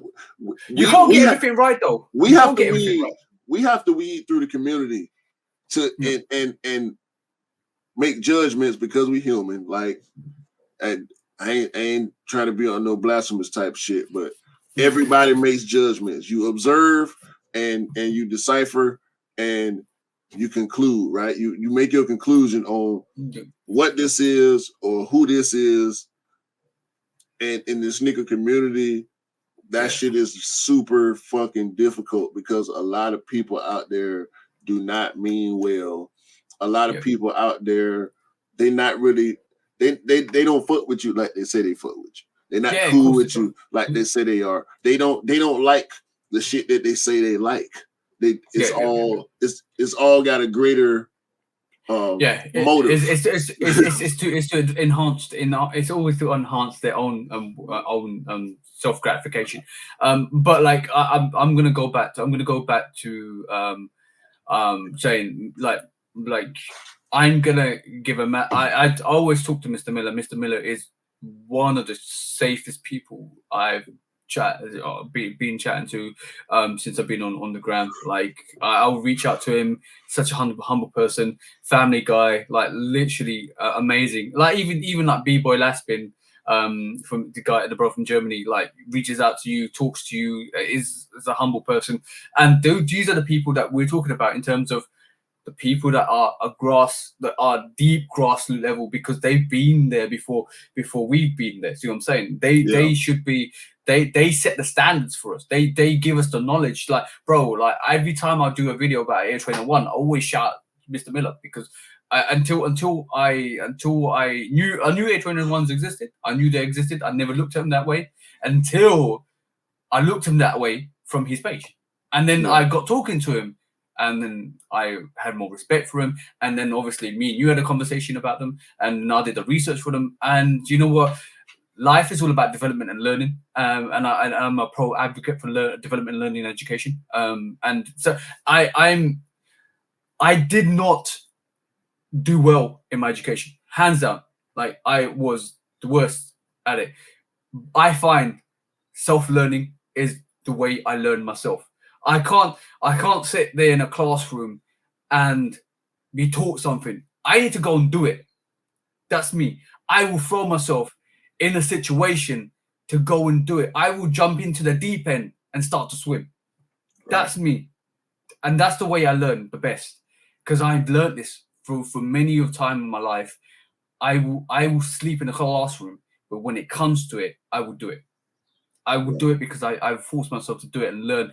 And this is why I say everybody makes mistakes. Everybody makes errors. And when you make a mistake, you say, "Oh, I won't do that again. I'll do it this way. I won't do that again. I'll do it this way." And this is how far I've become, like for where I am. And this is why I say, and this is why I have so much respect for people that know stuff, and I'm always trying to learn stuff. Like, bro, I was so shocked the other day when the King of Trainers, which is Franklin from the UK, like he's got massive following. He didn't even need to shit on me, bro.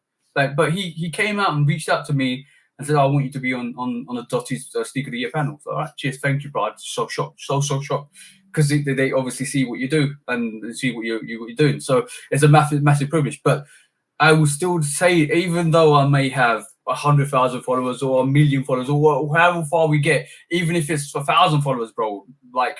I cannot classify myself as an influencer. I will not classify myself as an influencer. And like, if you buy a sneaker off my review, thank you. I respect that, because basically you value my opinion, but I'm not an influencer. I'm just an average guy who loves sneakers, who actually loves to customize sneakers and do stuff because I'm having fun. Yeah, that's me having fun, and I'm trying to give back to you guys the knowledge, because yo, bro, the reason why me and Cam do customs every Saturday morning is to help you guys learn. If you guys want to do it, see what I'm saying? But I'm not an influencer. I'm just an average guy, bro. I'm average. Like, there's nothing special about me, bro. See what I'm saying? No, but see, we can say that. We can say that to our face blue, and don't get it mistaken. I appreciate any adoration. Like I'm pretty sure you do. That 100%. You know, I'm humbled. I'm humbled. I'm actually humbled. Whether it's and that's the great thing about it. You know, some people you let shit get to your head, bro, and I encourage people. When I met Mike Rich, I encouraged him to embrace his popularity, because he was saying he don't like getting approached because you never know what's on somebody's mind. And I understand that. I understand that 100%. But for the most part, I think it's cool, because you can tell by the way most people approach you that it's good intentions or it's bad intentions. It's a vibe. When you're a certain type of person, I guess. I know I kind of get vibes off people, and like that celebrity, that small bit of celebrity can turn some people from average Joe to I'm the king of the world. You can't tell me shit. You know what I mean? No. I always said this. I'm gonna say this on the live as well. On the podcast as well. I don't really care. Like if I all of a sudden became a millionaire, bro, you know how many people I would help? Hands down, bro. I don't. Money ain't the like clarity of power or anything to be like. From my perspective, I want everybody to eat. I want everybody to be happy. Like, I'm gonna die one day, and I'm not gonna take anything with me, bro. Like, why the hell would I when I want to kind of like allow you? I don't know, bro. I am a very social person. Like, I will. This is why I say, if we were all together, we'll be doing something every weekend. I'm not even joking. Like, hands down, and like, money doesn't rule me. Money never rules me. Like, I don't care. Well, I do care because I have to live, but I don't care. Yeah. You know, you see what I'm saying? You gotta go to a certain extent. But yeah, you got to care to a certain extent. But like, it doesn't overpower me to a point where. But the weirdest thing is, you've seen when we went to the museum, or when me and Dale, my girlfriend, went to the museum, the sneaker museum. I got approached by one of the guys on Instagram. He called me by my handle name. I was really weirded out, bro. Like, it's like, because look, I'm gonna say this. My girlfriend always says this to me. There's nobody that looks like you, and when they see you, they remember you because you look a certain way. And that's really bad, bro. I'm gonna say this. That's really bad for me. Yeah, I'm gonna just put my hoodie up. No. I'm gonna walk around with my hoodie up. There you go. I'm gone. Nah. No, but yeah. It's life is more bigger. Life is bigger than just money and fame and power. That doesn't make me happy. No, I appreciate it though. It's happened to me a few times. I appreciate it. It lets me know that it's that reassurance. No matter how slight it might be, it is a slight bit of reassurance that you actually need to. You're doing something right. You know, it ain't like somebody gonna walk up on you and like criticize you, right? And on this video, you should have. No, that ain't what happened. That's what happened when you start developing a relationship with people. And 9 times out of 10, that's not gonna happen. But then you have the Marcells where there's a shout out to Paris. Paris, same thing. Like he ended up commenting, liking a couple of my videos or whatever. We linked up on Instagram, and now, even though we don't live in the same state, me and Paris talk. You know what I'm saying? We chop it up. We got cool with each other through the sneaker shit, and we talk to each other, and we end up having shit in common. Now, Paris got my phone number. You know what I'm saying? Paris got family in Georgia, so when he come to Georgia, me and Paris gonna link up. You know what I'm saying? And this is where I like the fact that you can tell from certain people what their narrative is. For me, it's more than sneakers. Like it's more than sneakers. Like I've got good friendships around the world now. Me and E talk, me and you talk, me and Scott talk, me and Alex talk still. There's me and Cam talk. Dell comes around. Marcel, we have a conversation. Like I talk to C Dicky, which is obviously these sneaks, and he's from Canada, bro. Like we talk about sneakers, but it sometimes transcends outside of it. We talk about different things. We talk about life. I will, hands down, bro, if I don't see you drop anything on Instagram for a month or even a couple of weeks, I will reach out and I will say, "You okay, bro? Or you okay, sis? Like, is everything okay?" Because I value you as a person, right, than as just a follower. Because if I've talked to you, if I've personally talked to you, and you go missing, I'm worried. I done that to the bros from Trainer Heads. Steve, he's gone off Instagram. He's just doing YouTube stuff now. I met him for the first time in Dotties. And me and him always talk. I got his personal number. Every time I drop him a message, "Yo, you okay? How's life?" He's been through some stuff. So I'm not going to mention any stuff, so anything here. But yeah, I always drop him a message, call him, message him, see if he's okay, check up on him.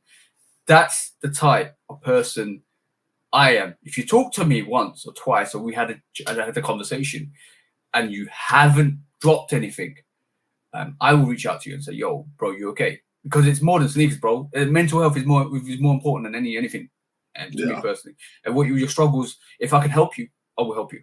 I will hands down go out my way to help you. I do not like people suffering. It hurts me a lot when people suffer. Yeah, but it's once again we talking grassroots shit, like, and that's what happens. If I know before I started collecting sneakers, I was playing the video game a lot, so I got a group of gamer friends. Yeah, you know what I'm saying? Like, and it's the same thing. Like this why this group that we have now is not foreign to me, although it's more foreign to me than the group I had when I was on the PlayStation, where we would all play the same games, and it was so many similarities. Like, everybody agrees that this game is suck, like the Crimson 4, or everybody agreed that this game is fire, like the Carmine 6. You know what I'm saying? So it's a lot of people that I've never met, but we talk often. Yeah. Like, gamers know when you play online games, you in a group. If you're not in a group, you probably seeking a group, or you don't know the benefits of being in a group. And that's what it is with the sneaker game. Like, you can be in a solo, no problem, and do your thing. But when you start meeting people that you relate to, and y'all start developing relationships, and these people that you know that do the same thing that you do turn into your friends. Yeah, man. You know what I'm saying? That's how it goes in every subculture. Like, I was telling my wife a few times when we talk about friendships and relationships and shit like that. Like, there are subcultures of people all around the world. There's the foodie thing. Like, foodies know all the foodies, just like sneakerheads know all the sneakerheads, just like gamers know all the gamers. You know what I'm saying? Like you can do the research on YouTube. I can't remember what I was looking for that was sneaker related, and I ended up coming across the guy that makes the Jordan 1s from scratch. It's an Asian guy. I can't remember his name, but those, them in them videos, they long and they detailed as fuck. And this dude he buying leather, dyeing shit, buying laces, doing the all that shit by hand with hand tools.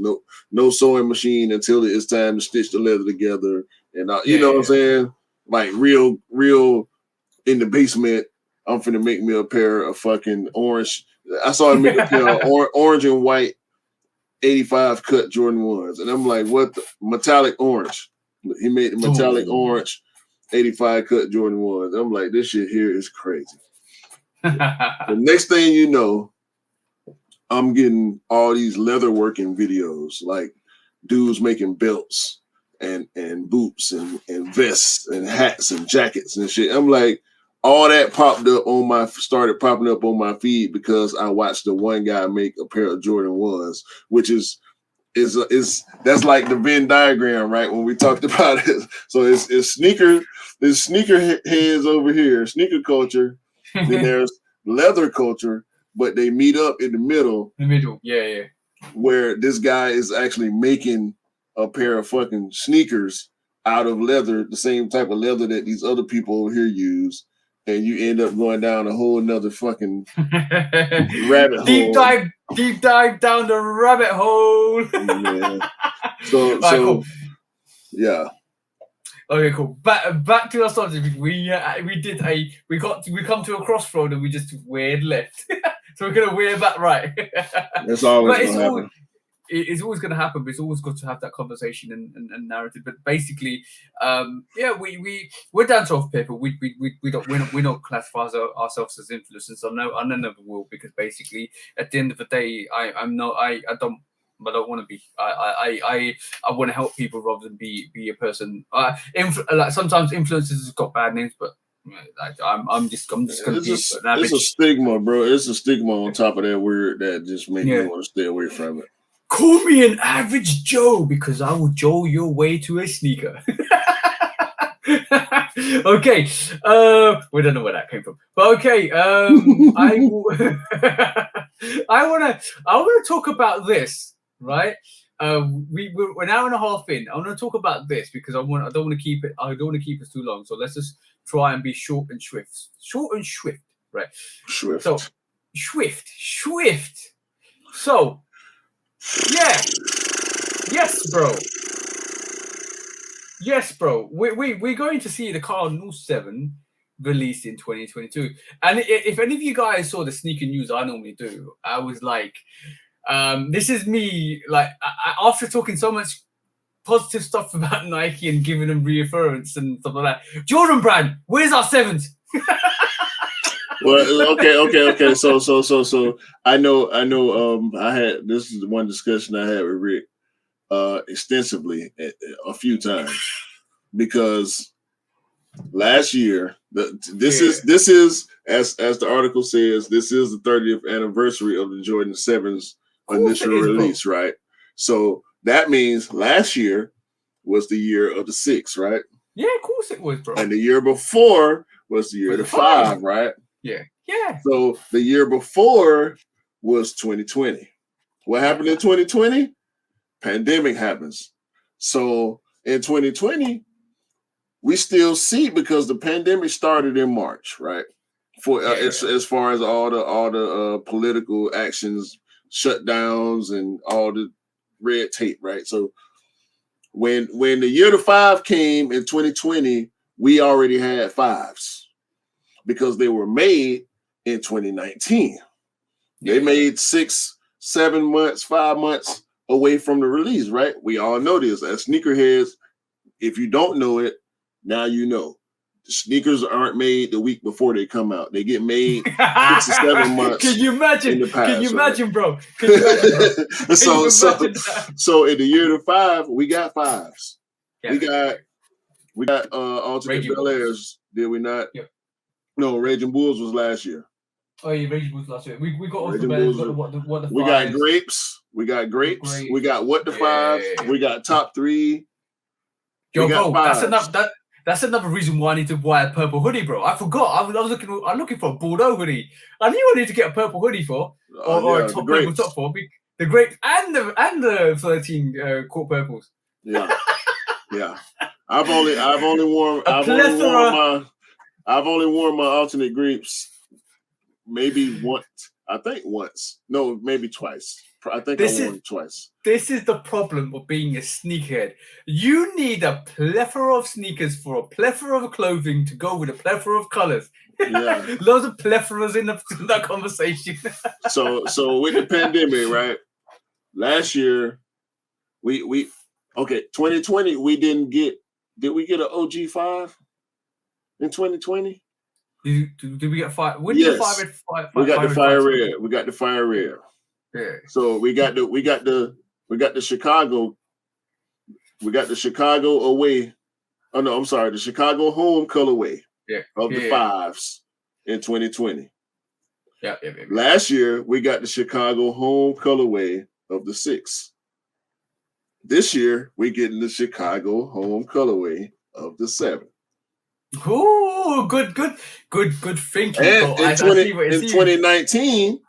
in 2019, the 30th anniversary of the 4, we got the Chicago away colorway, the Bread 4s.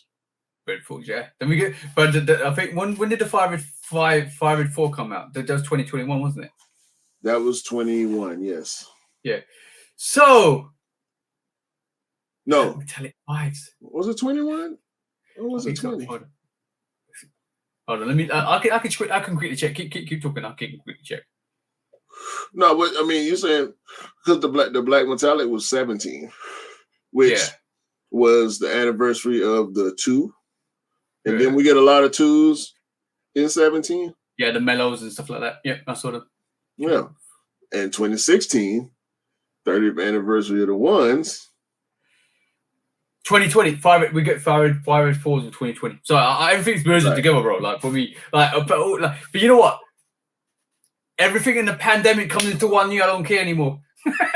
Everything released in the pandemic is 1 year. Just call it the pandemic years. There's no 2020. There's no 2021. Call it the pandemic. Nah, I have to. I have to remember. I have to remember because those were my initial years. Like I didn't. And see the thing that for me, my time in the sneaker community, I think we need to remember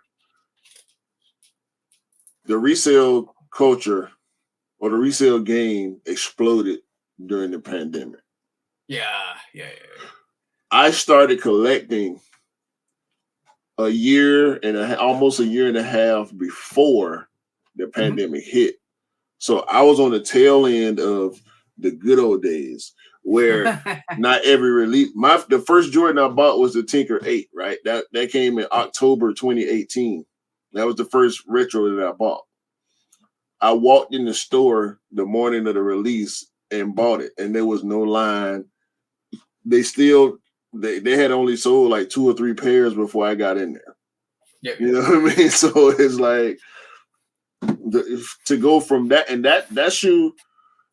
I didn't have the sneakers app at that time. I didn't know of the sneakers app at that time. So I don't know if that shoe came out on the sneakers app or not. But I walked in the fucking mall and it was like maybe one person browsing around, 3 employees. Nobody gave a fuck about that shoe. And we can look at the price on that shoe. Matter of fact, that was in my reel, the steel reel that I did. Yeah.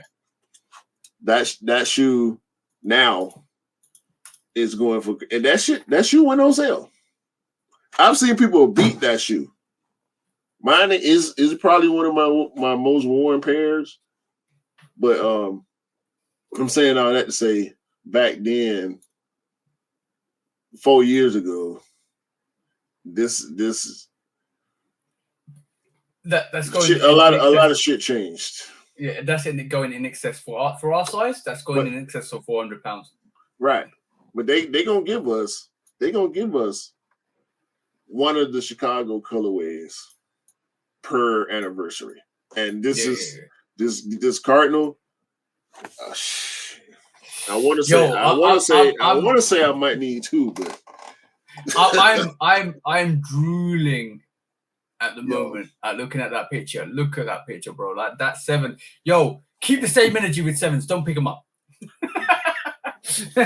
Yo, we know it's an OG. It's an OG. It's OG. And you know what? There's gonna be pairs and pairs and pairs and pairs and pairs of these OGs because all OGs have a big GR release because basically everyone wants to pick them up. And if they do come out, I'm definitely that is a definite instant cop.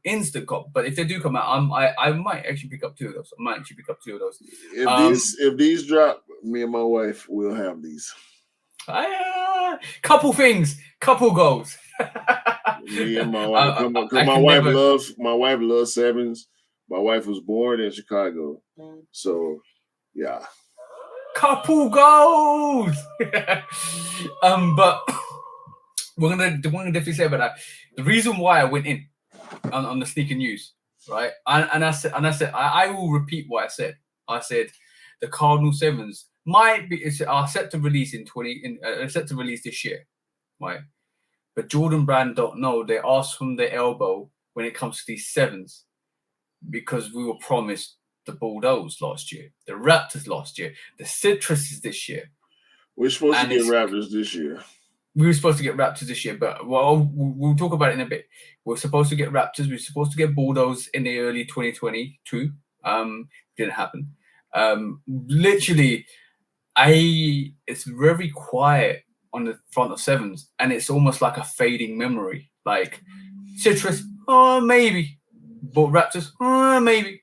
But I do understand what you just said, bro, because basically production lines are pushed back, and we saw it last year. And by the way, I talked to Ash Krebsaholic. He's another bro that's really like a great friend. And he actually did mention to me. He was actually supposed to come down on his birthday to chill with me because obviously he's moved to London now. But he did mention that it's the 20th anniversary of the Shat Batball, not Shat Batball, SB skateboard shoes. And they pushed that release back to further down this year and next year because of the production of the skateboarding shoes, or the SB shoes. So basically, yeah, there's issues with production, but you can still take the piss. You can still take, you come with a little joke here and there, just to kind of little dig prod Nike to remind them it's the 30th year of the 7th, you know. Well, okay, so we saw late rollouts. We've been seeing late rollouts. Yeah. So we saw the fall lineup last year and didn't get all of it. I mean, y'all just got J5s last week. Yeah, that just got pushed back into. We getting them this coming weekend. Yeah, just a warning to everybody. Like, these pushbacks are gonna mean there's gonna be months where you might need to kind of consider what you pick up, because basically March Madness that we've just got out of, that might happen again. Yeah, it's definitely gonna happen again. Normally it's like July, August. Yeah, July, August. But last year, the peak period for sneakers pre-pandemic was February, March, and then full time. Like that's October, September, October. But because of these pushbacks, because we're getting delays, because we're getting late sneakers, you might find that months will be condensed, and you're really thinking about what you need to pick up, because like there has been so many essential sneakers in March. And there's a reason why I picked up 10 sneakers, bro. Literally, there's so many essential sneakers in March. Not essential, but so many sneakers I wanted to pick up in March. Like, Del Sols, J5s, UNC 6s. That's just a Brit. I don't even think I was going to pick up the A-Train and 1 Chlorophylls. Or I knew I was going to pick up the Dark Smoke Greys, and the Honeydews are coming soon. The honeydews are coming soon. But on that subject, I'm gonna share my screen and ask your opinion on like this, bro. Like, I saw this the other day. I do not know if this is an April Fool's from Z Sneakerhead. Shout out to Z Sneakerhead. I do not know if this is an April Fool's because it's done 2 days ago, and 2 days ago was probably like near enough, April Fool's. Yeah. No, we've been hearing. I mean, that's that those military blue fours were supposed to be released this year. Let's be honest. Like we heard rumors about last year they were supposed to release this year. So that pushback, I can believe that. Right. But do you believe this? The bread ones. The bread ones are coming out next year after the pattern bread ones? Nah. I mean, nah. I don't want to. I don't want to believe it. I mean, at this point, what can we fucking say, bro? Like you just said a little while ago, they don't know the abs from the elbow. I mean, what we don't know. We don't know nothing because we get lineups, right? We get lineups that are confirmed. Now, so far, this is not confirmed, by the way. So far, this spring lineup, I know that's brand new news, right? But the spring lineup, it seems like we getting everything in relative time to when we thought we was gonna get it, right? But then they sprinkling in fall stuff from last year that we were supposed to get, but they said production was gonna be fucked up and blah blah blah. Bread ones the year after the patent breads. I can see it, but then I feel like it would be foolish too. There's a lot of people saying on the comments. I'm just reading them like, not an April Fool's, please. A joke. Everyone thinks this is an April Fool's. This is why I'm leaning towards it being an April Fool's. And this gets ridiculous. This gets even more ridiculous. I think this is an April Fool's from Z Sneakerhead. But I think this is what he feels that everybody wants. So, like, I'm going to agree with the military blue force. I think potentially that could release next year. That I don't think that's fake. That sneaker was supposed to release this year, and we got the golf version of it. So then the Nike can go and kick themselves up the arse with the golf. So I don't care, right? But the bread. I don't believe that. I don't believe the bread one's coming out in 2023. I don't believe that. I would like to see.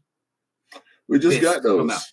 I know, but I don't like the laceless versions. Right. Nobody really does. Yeah. If I had the Great Fives, I would basically turn the laceless versions into a lace version because that's easy to do. That's quite easy to do. Right. Now I don't believe that one. Right. I believe this one though. The Raptors are coming out in 2023. That's like if you can confirm a rumor, that's a confirmed rumor right there. Yeah, because we know the confirmation rumor from last year was the Raptors were going to come out in 2022, but now I can see we might get the Citrus 7s at the full end of this year because the production's been delayed. We might get the Cardinal 7s at the end of this year because the production delayed, and I do feel the Raptor 7s need a home in my collection because I have the Raptor 4s and your bad boys want the Raptor 7s. This is missing its brother. The Raptor 4s are missing the Raptor 7s, bro. It needs its brother. So I kind of believe that narrative that Raptor 7 will come out next year in 2023. I do believe that. Now, bro. This is where it's gonna hit home for you. That bin lineup, bro. This ain't happening. This ain't happening, bro.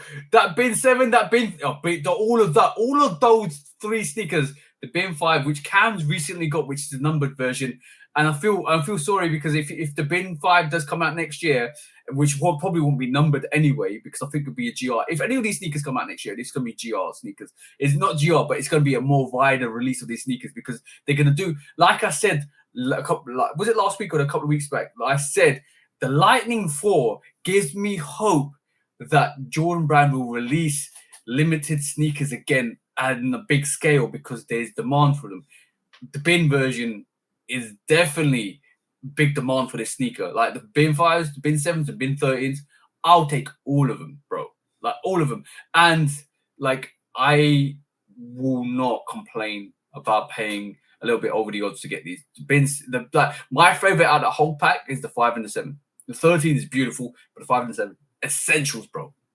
Yeah, I don't like the 13. I never really did. But that 5. Well, I mean, we ain't got to talk about that 5, right? But I ain't got nothing to say about that shoe. I ain't got nothing to say about that shoe either way. I won't even talk about that. But that 7 with this year being the 30th anniversary. Bring it, bro. Bring it. I dare you to bring it. Nike, I dare you to bring that 7. That 7. That 7. Yeah. And you know what? Just on that note, I'm gonna show you guys. I'm gonna show you guys the true. Like you see the back booty picture of that sneaker, right? But I'm gonna definitely show you guys something. Like that sneaker is not a sneaker that you need to kind of say, oh, it's nothing much, blah blah blah. Because we need to give this sneaker a shine, bro. I think you're doing too much, but I don't need nobody else to know about that. Yo, that's your shoe dog behavior. You get another howl for that, bro. That's your shoe dog behavior. You did that with the Ruiz. See, you keep talking, you keep saying it. You just said it already one time. You got to say it again. Your shoe dog behavior is coming out, bro. You got to say it again. Right. What is, bro? What are you talking about? No, but forget the price. Nobody's interested in that price. But look at that sneaker, bro. Like hands down, that is a gorgeous sneaker. And you know what? Doesn't that back remind you of something? What? The Band 5. Yeah, that's gorgeous pair. Absolutely beautiful. Like hands down. If they ever release that again, yeah, we have a situation on our hands. Next subject. we ain't gonna talk about what's gonna happen if that's yo, bro. Let's edit this video and take the last 10 minutes out. we ain't gotta talk about what's gonna happen if they drop them, bro. We ain't gotta talk okay, cool. We already know what's gonna happen. Okay, and talking about April, you're pulling out the same thing I'm pulling out because I'm talking about April Fools again. Do you believe like this story is true? I'm just trying to pull it out. And if this is true, it'll be interesting. It'll be definitely interesting. Where is it? I've just lost it. Okay, I'm going to share this now. Right? Do you believe this story is true, bro? I don't give a fuck. 2 turtle doves and a partridge in the pear tree. I can believe it though because he said that like he took him and his approach on the 350 is similar to Nike's approach on the Panda Dunk Low. Panda. Yo. Where we heard 250,000 pairs. 250,000 pairs. Well, we heard them say that last year though. Like they want to make. They said they wanted to make that Panda Dunk as accessible as the all-white Air Force One. Pretty much. So if that's going to be the case, it's got to be in constant production, and I don't see nothing wrong with that, bro. Like that Panda Dunk now is, it's a black and white dunk, right? If we looking at this zebra, what is this? Not zebra, turtle dove. Yeah, this turtle dove Yeezy is, I think, the equivalent to that. You know what I'm saying? Yeah, like it's a whatever shoe. Like you can kind of wear it with whatever. I like this whatever shoe. Like if this actually releases, Like forget Kanye dancing on stage, right? If this ever releases, that sneaker's hard. That sneaker's definitely hard. Like Shit proper. I don't know. It's hard. I like it, but I think this is another April Fool's, another April Fool's from the gram, because basically I don't think that's coming out. And that's supposed to release in April. That's supposed to release in April, which is this month. And I don't think it's coming out. I do not believe it's coming out. Hey, that shit garbage. Bro, I you know how I feel about 350s and Yeezys. I like them. I do like them. But if that does release, I hope they release it in fast amounts. And if it does release again, it'll be quite interesting to see. I mean, this is wave runners. They drop wave runners again, so why not? No, but like you're talking about a 350 variation 1. The variation that started it all, bro. It's 700 is 700. Wave Runner is a Wave Runner. Wave Runner was in the peak of the Yeezy phase where they were rolling out different silhouettes, right? Fine. But when you talk about the variation 1 350s, that's trash history. No, we talk about trash, bro. We talk about trash. I'm actually talking about that. That's history. That's history right there, bro. That is history, and that is the development of the Yeezy brand.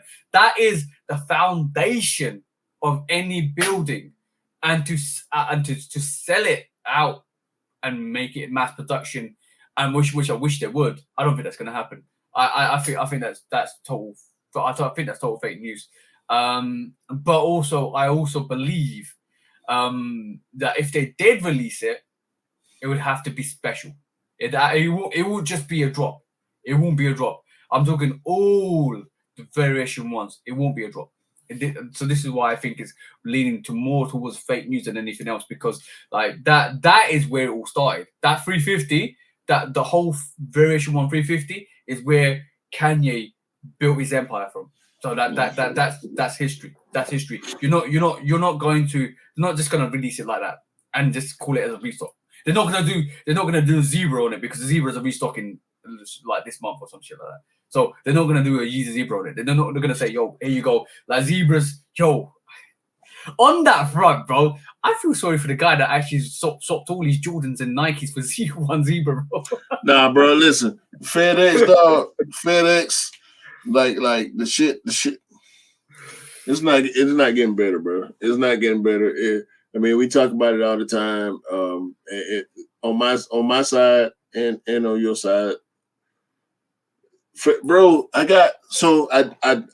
made a cop last week, right? Yeah. The Muslin 3s, they weren't for me.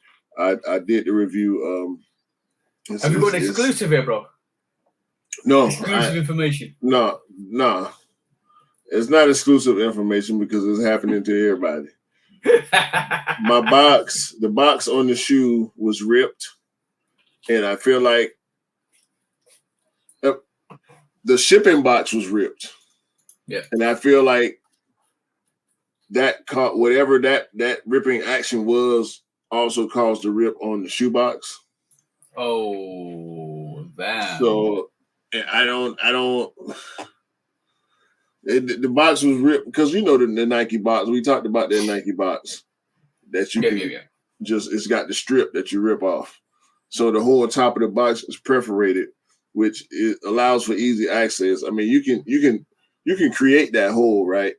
Like if you're in the back of the truck and you see this box from Nike and you want to know what it is, you can create that hole. You can punch the box. You can rip the box. You could throw the box down kind of hard, and them preparations will start to separate, and you can make it seem like it just happened in transit.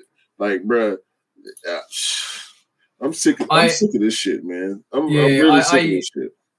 I did something in the sneaker news this week, and I called it. I called FedEx employees that steal sneakers who are like magicians, because they're Houdini your sneakers from your door, basically. So basically, there's been a lot of repercussions. There's a lot of cases where people have got their sneakers either the sneakers are missing or the sneakers have got the FedEx employee's shoe in the box and they've taken your sneaker.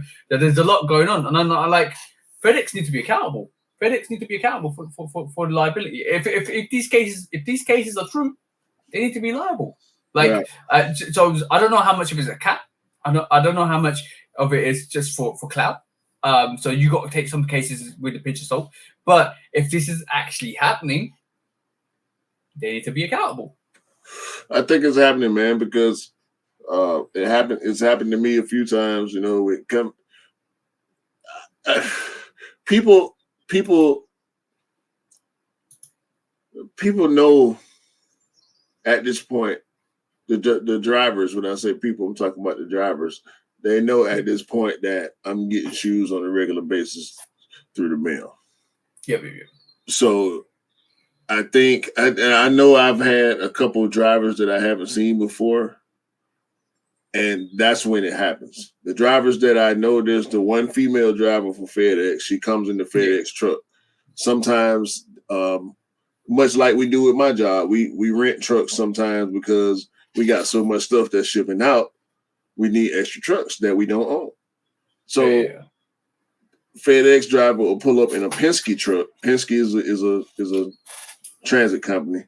They got a bunch of trucks, you know, different sizes, whatever. You can rent them just like a U-Haul or Ryder or you know, dude to pull up in a Penske truck, jump out, and he ain't got on no purple and black shirt like a regular FedEx person.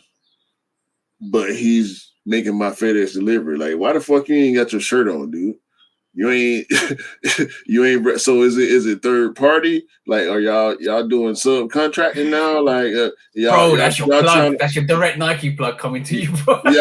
y'all trying to get on the Amazon wave? Y'all letting people you know, own trucks or do their own business, or what the fuck going on? Like, because then these new dudes, there's one dude in particular, he done delivered two Snickers to me, and both times that it was the UNC 6s where it was raining and he didn't throw the box up on the porch far enough.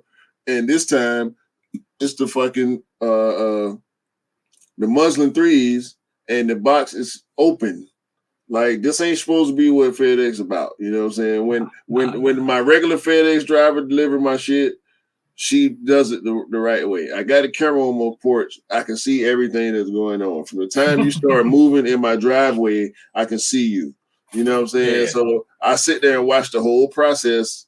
I watch them get out the truck, come up the driveway, put the box down, what they do with it. And same thing for Amazon and everybody else. Anybody come to my porch, you come to borrow a cup of sugar, I'm going to see you coming. You know what I'm saying? So, and it's recorded. Like, I'm watching this shit. It didn't happen when it happened in the truck.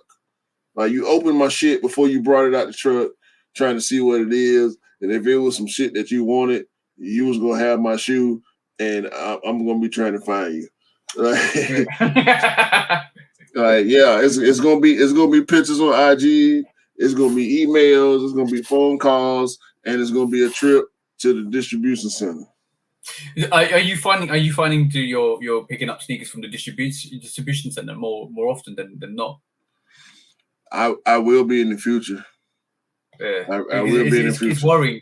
It's worrying because you never had that problem until recently. Yeah, and it's inconvenient because you know, you paying for shipping, especially when you're paying for shipping. You want to see it through, right? You want your whole $15 or $13.99 or whatever you're paying.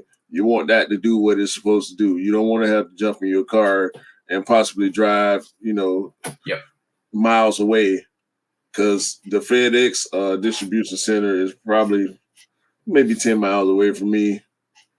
But UPS is maybe 15, 20 miles away. Bro, my nearest pickup point. You know how long it takes us to drive 15 to 20 miles in the UK? It takes 2 hours, bro. 15 and 20 miles? Yeah, it takes 2 hours, bro. Why?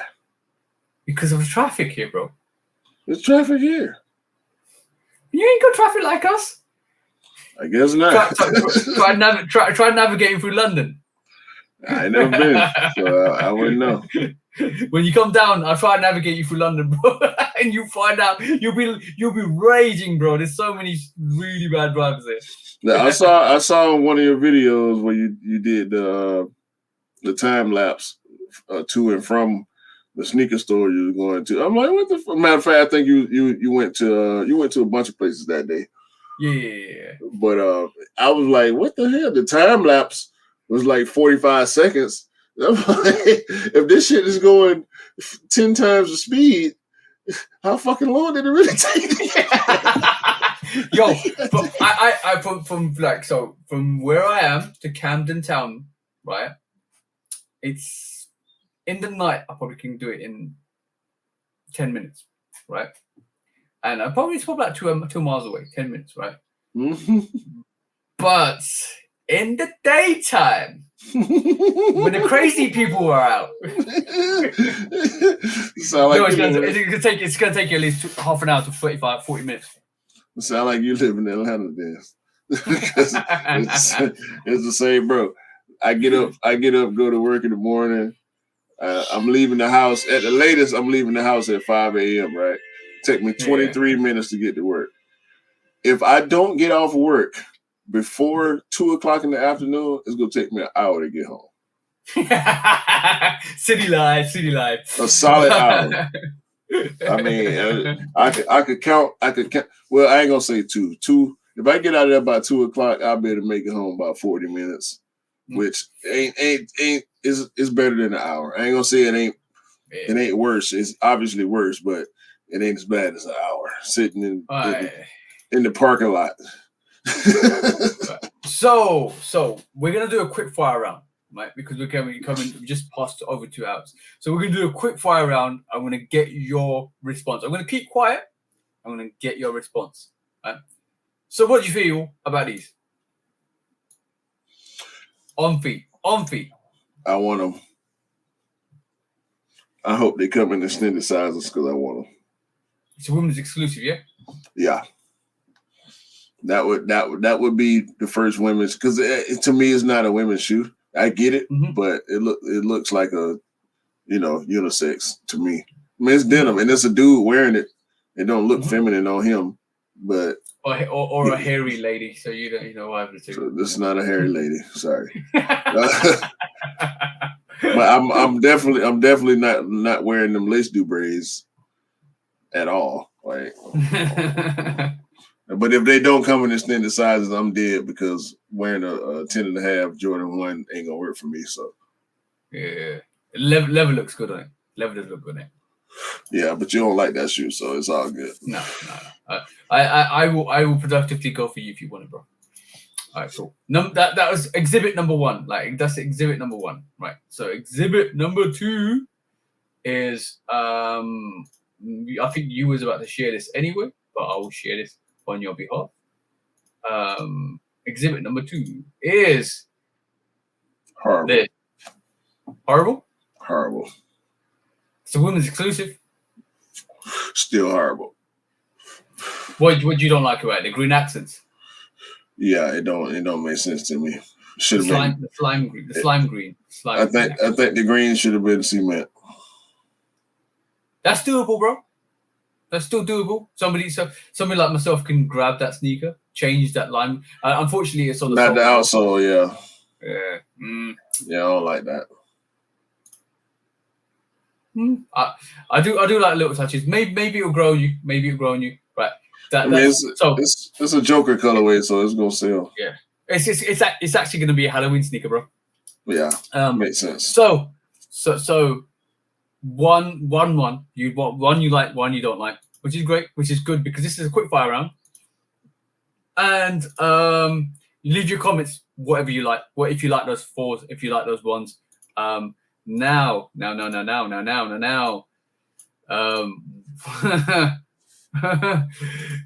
Is that velvet? That is going to be one of the best sneakers of the year, I think, if they do it right. They rarely fuck up 11s because they only do it twice a year. So yeah, and you know, when I was talking to you the other day, and we were talking about how the midnight navies might be. Or I knew every women's exclusive Jordan 11 has never been patent leather. It's always been fabric. It's always that's now velvet. We had the animal pack. We had different variations, which has never been patent leather, because I think I don't know. Maybe the ladies don't like the patent leather as much, but they kind of bring some different vibe to it, which is great because it's different to a normal release. I don't think it got anything to do with the female sneaker heads. I think it's Nike, whoever at Jordan is making the decision to not put patent leather on these shoes thinks that it's more feminine. So, so now, bro, right? That's like this, bro. Yeah, I mean, minus the ice bottom. Yeah, they G-terize that women's exclusive, bro. But I think that might be velvet though. It's like the suede, all suede on the Jeter. Yeah, also on the Jeter. On all the overlays and underlays, eyelets, everything suede. Yeah. But they go with the mesh. If they go with the mesh on the velvet, I don't know about the mesh on the velvet. That's a mock-up. That's a mock-up, bro. I think blue suede, dark navy blue suede up under that velvet with the ice bottom. That'll do it. I still think this is a mock-up because that military mesh or that mesh on the uppers might not be mesh, bro. They might actually, I hope not, totally G-terize this sneaker, bro. They might just do this and bring it as a high. I hope they go with the nubuck on the underlay and suede velvet rather on that overlay where it's usually patent. So, is that a yes for you? Yeah. So far, I mean, even if it looked like that, even if it come out like this mock-up, it's still good. Whether or not I'll be able to get it is, I mean, and normally with the 11s is no extended sizes. So I mean, yeah, but with the women's exclusive 11s not been hitting as hard, so you can get extended size. Well, you can get your size in the 11 and the higher version, but this might be a problem. Yeah, this is definitely going to be a problem. I might try to get my niece a pair. Yeah, but I'm gonna say this. I'm sorry, ladies. I might have to pick up a ladies exclusive this year. Well, see, you can do 10 and a half. I'm 11 and a half. You 10 and a half, 11. So yeah, so I can just about get away with it. But it's a very I think I like what I see. I like what I see. That's it. And ladies, if you're 9.5 and I do get the sneaker and you do want it off me and you are a 9.5, I'll be more than willing to give it to you. But if any sneaker, any female sneakers that are 9.5 that want that sneaker, you can come knocking. Because I'm not gonna stop any female sneaker from picking up a sneaker that they really want, because I think female exclusives deserve to be female exclusives.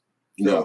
In that retrospect, I will step away from it and I will give you my pair if you're a 9.5 and you want it. But yeah, that's a great sneaker. Is there one more? Oh, are we stopping with that velvet? Is that velvet? Oh, okay, cool.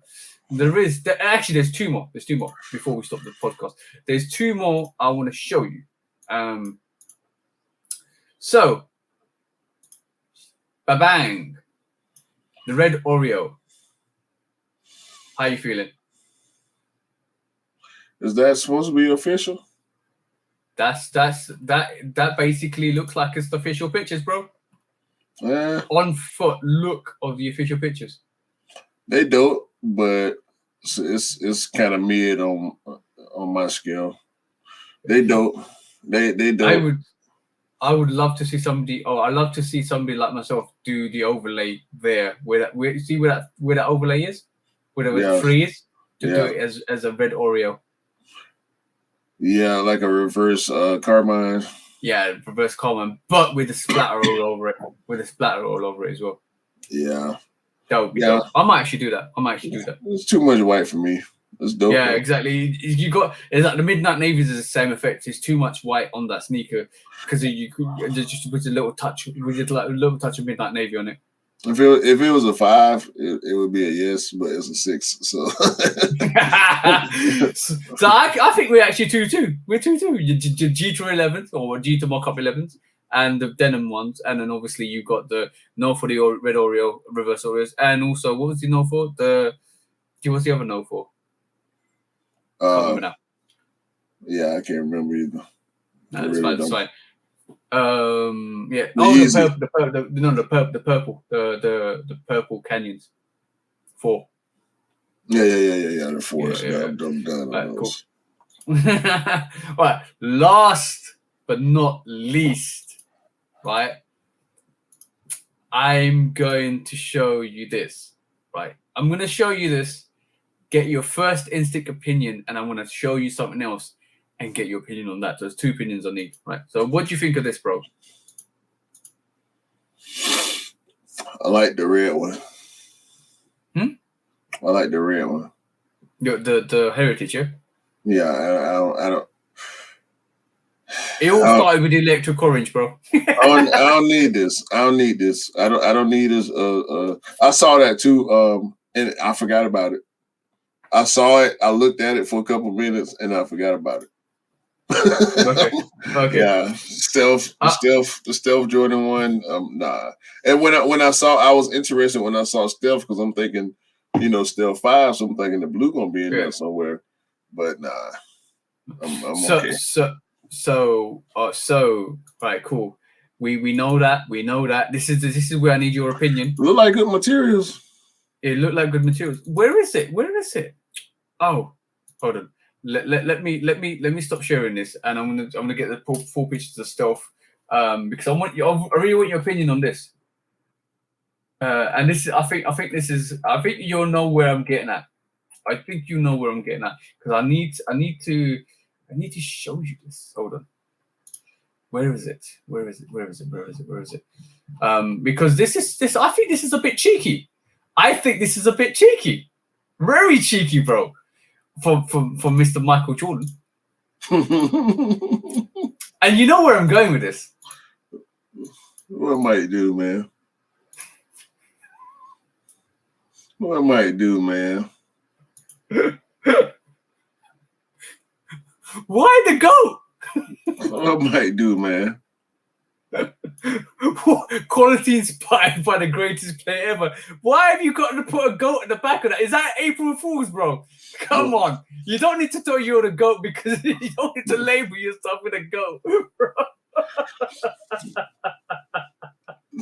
We know you're the goat. You don't need to put it on your products, bro. Wait. He does. He already does because it says the greatest player ever, right? Yeah, I know. So if this is real,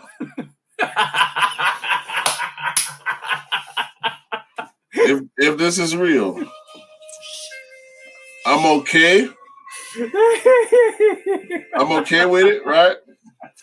If this is real, if this is what's coming on this colorway and or the red colorway, or whatever other colorway color variation they want to do with this shoe, because I think they're gonna run. I think they're gonna run with this color blocker. Because it's the Travis Scott, fragment high color blocker, right? It's a sample. It's a sample colorway from 1986 or so. Right, but as far as the actual releases, is the Travis Scott. Yeah. So they're gonna run with this. I think they're gonna run with this colorway. We're gonna see, purple. We're gonna see blue. We're gonna see green. We're gonna see orange. All that. It might be the pine green. It might be the green colorway of this one might be the pine green 3.0, right?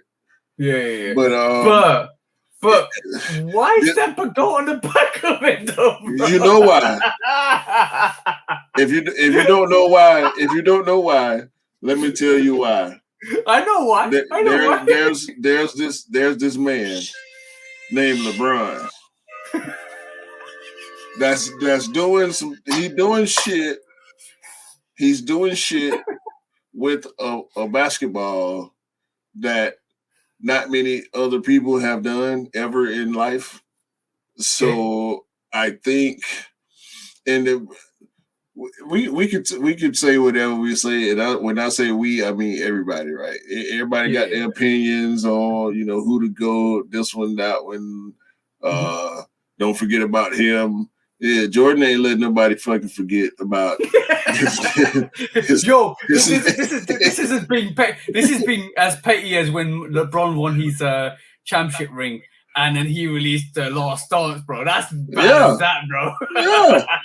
Yo, you think you're the GOAT? I'm the GOAT. This is the Last Dance. Watch, I'm gonna prove it. I'm gonna prove it to you guys. You thought you were good? You were good? Yeah, that's how I feel about that.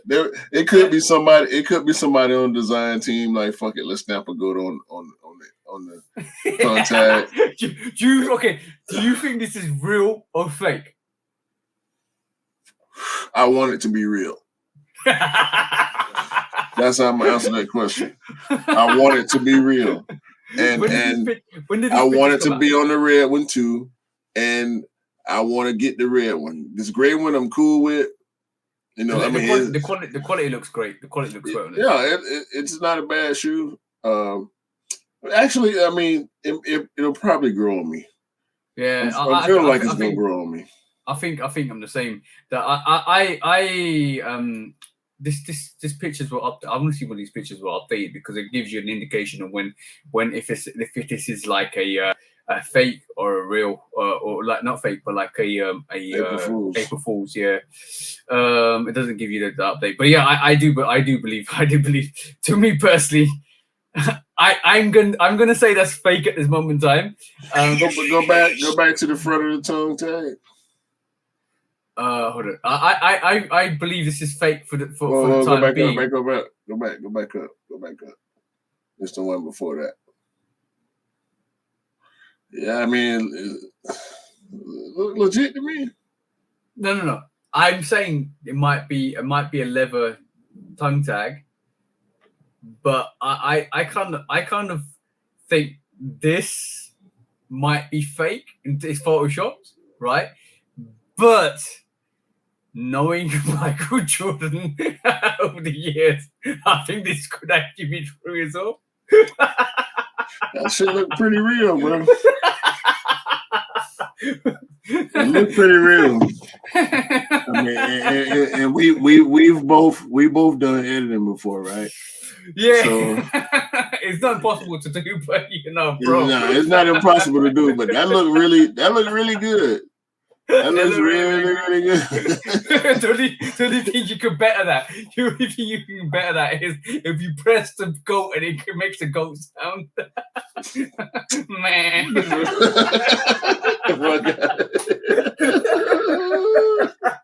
It make the goat sound, bro. or if you can program, say 6 championship rings. The soundboard was. Yeah, soundboard ones. But I'm gonna stop. I think that's it.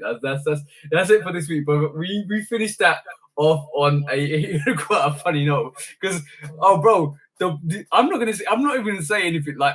The pettiness of just putting that goat sound. It just is Michael Jordan, bro. He's very competitive till this day. He's nearly 60 years old. He's very still competitive. It ain't gonna stop, bro. It ain't gonna stop. It's who he is. He's just crazy like that. And this is why he's probably gonna be known as one of the greatest of all time. But like I was watching something interesting. I like watching like just random stuff, but I came across something that was really interesting, and they were talking about the Shaquille O'Neal Kobe effect on the Lakers, and they were talking about the Michael Jordan effect on the Bulls, and one of the myths was that Michael Jordan, when he came back from baseball, was that he wasn't himself. And in reality, he had better figures than he won his third championship ring in that season. And then they basically they were saying he didn't have the players around him to compete at or to get to to start the three-peat again. So obviously they had the trades and got the players in place, but also they were saying that the best thing that Michael Jordan did was to retire from the three-peat and come back and refreshed, because they say a lot of people that get the three-peat can't get another three-peat because they're continuously playing, and there's recyclement of players. The fact that the focus is there, that you can't break the barrier. See what I'm saying? Mm-hmm. And then from him to retire to come back fresh was the best thing he could have done to get that second three-peat. And to be honest, like when you watch The Last Dance and you watch him in that final championship 6 season and see how exhausted the team were, I think that's true. I think there's a peak you can reach, but you can't break through it. And when people say if Michael Jordan was still there, and if all the players around him were still there, they might have gone on more than the 4th championship. I think they might have struggled. I truly believe they might have struggled to get that 4th, or the 7th championship, or the 4th championship off that three-peat for the second phase. Because I think they would have struggled. I think they definitely would have struggled. Yeah, I think the consensus on that is like most people that you talk to about if he stayed or not feel like they would have won 7 or 8 championships in a row. No, that's it's difficult to win 3, bro. I think that's a 50-50 proposition right there. Yeah, we'll never know it. We'll never know unless there was a different dimension out there when Michael Jordan never retired, and we can answer that question. See what I'm saying? Except for that, but but the thing is, this is why we love the discussion. This is why we love not an argument, but a full-on discussion about like what ifs. What if this and what if that? It's quite interesting on people's takes. And like we had Rodden last week, and we were talking about like he's an advocate LeBron fan, and you can tell as well. Even though he picked up Jordan, he loved LeBron, and him from his perspective, statistically, LeBron's better. Well, in his opinion, is better than Michael Jordan because he's done it statistically wise. He's done it. But then I think the end all and be all end all is the amount of championship rings you have. So there's like I don't like comparing. I never like comparing like great athletes because I think it's disrespectful to the progress and success of that athlete. Because like a lot of people think it like LeBron's done great things. He's had a big career. He's probably played basketball longer than Michael Jordan has.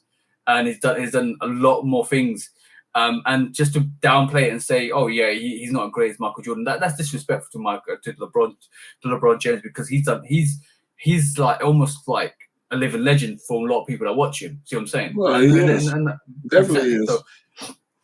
So I don't like to throw comparisons. I like the competitive nature of both of them, because Michael Jordan, LeBron does something, Michael Jordan will do something else. And you're talking about 30-something-year-old versus a 60-something, maybe up to a 60-something-year-old. There's a massive like 20-30 years difference between the two, and it's still competitive. And you love to see it. Yeah. Absolutely love to see it. It's great. It's funny.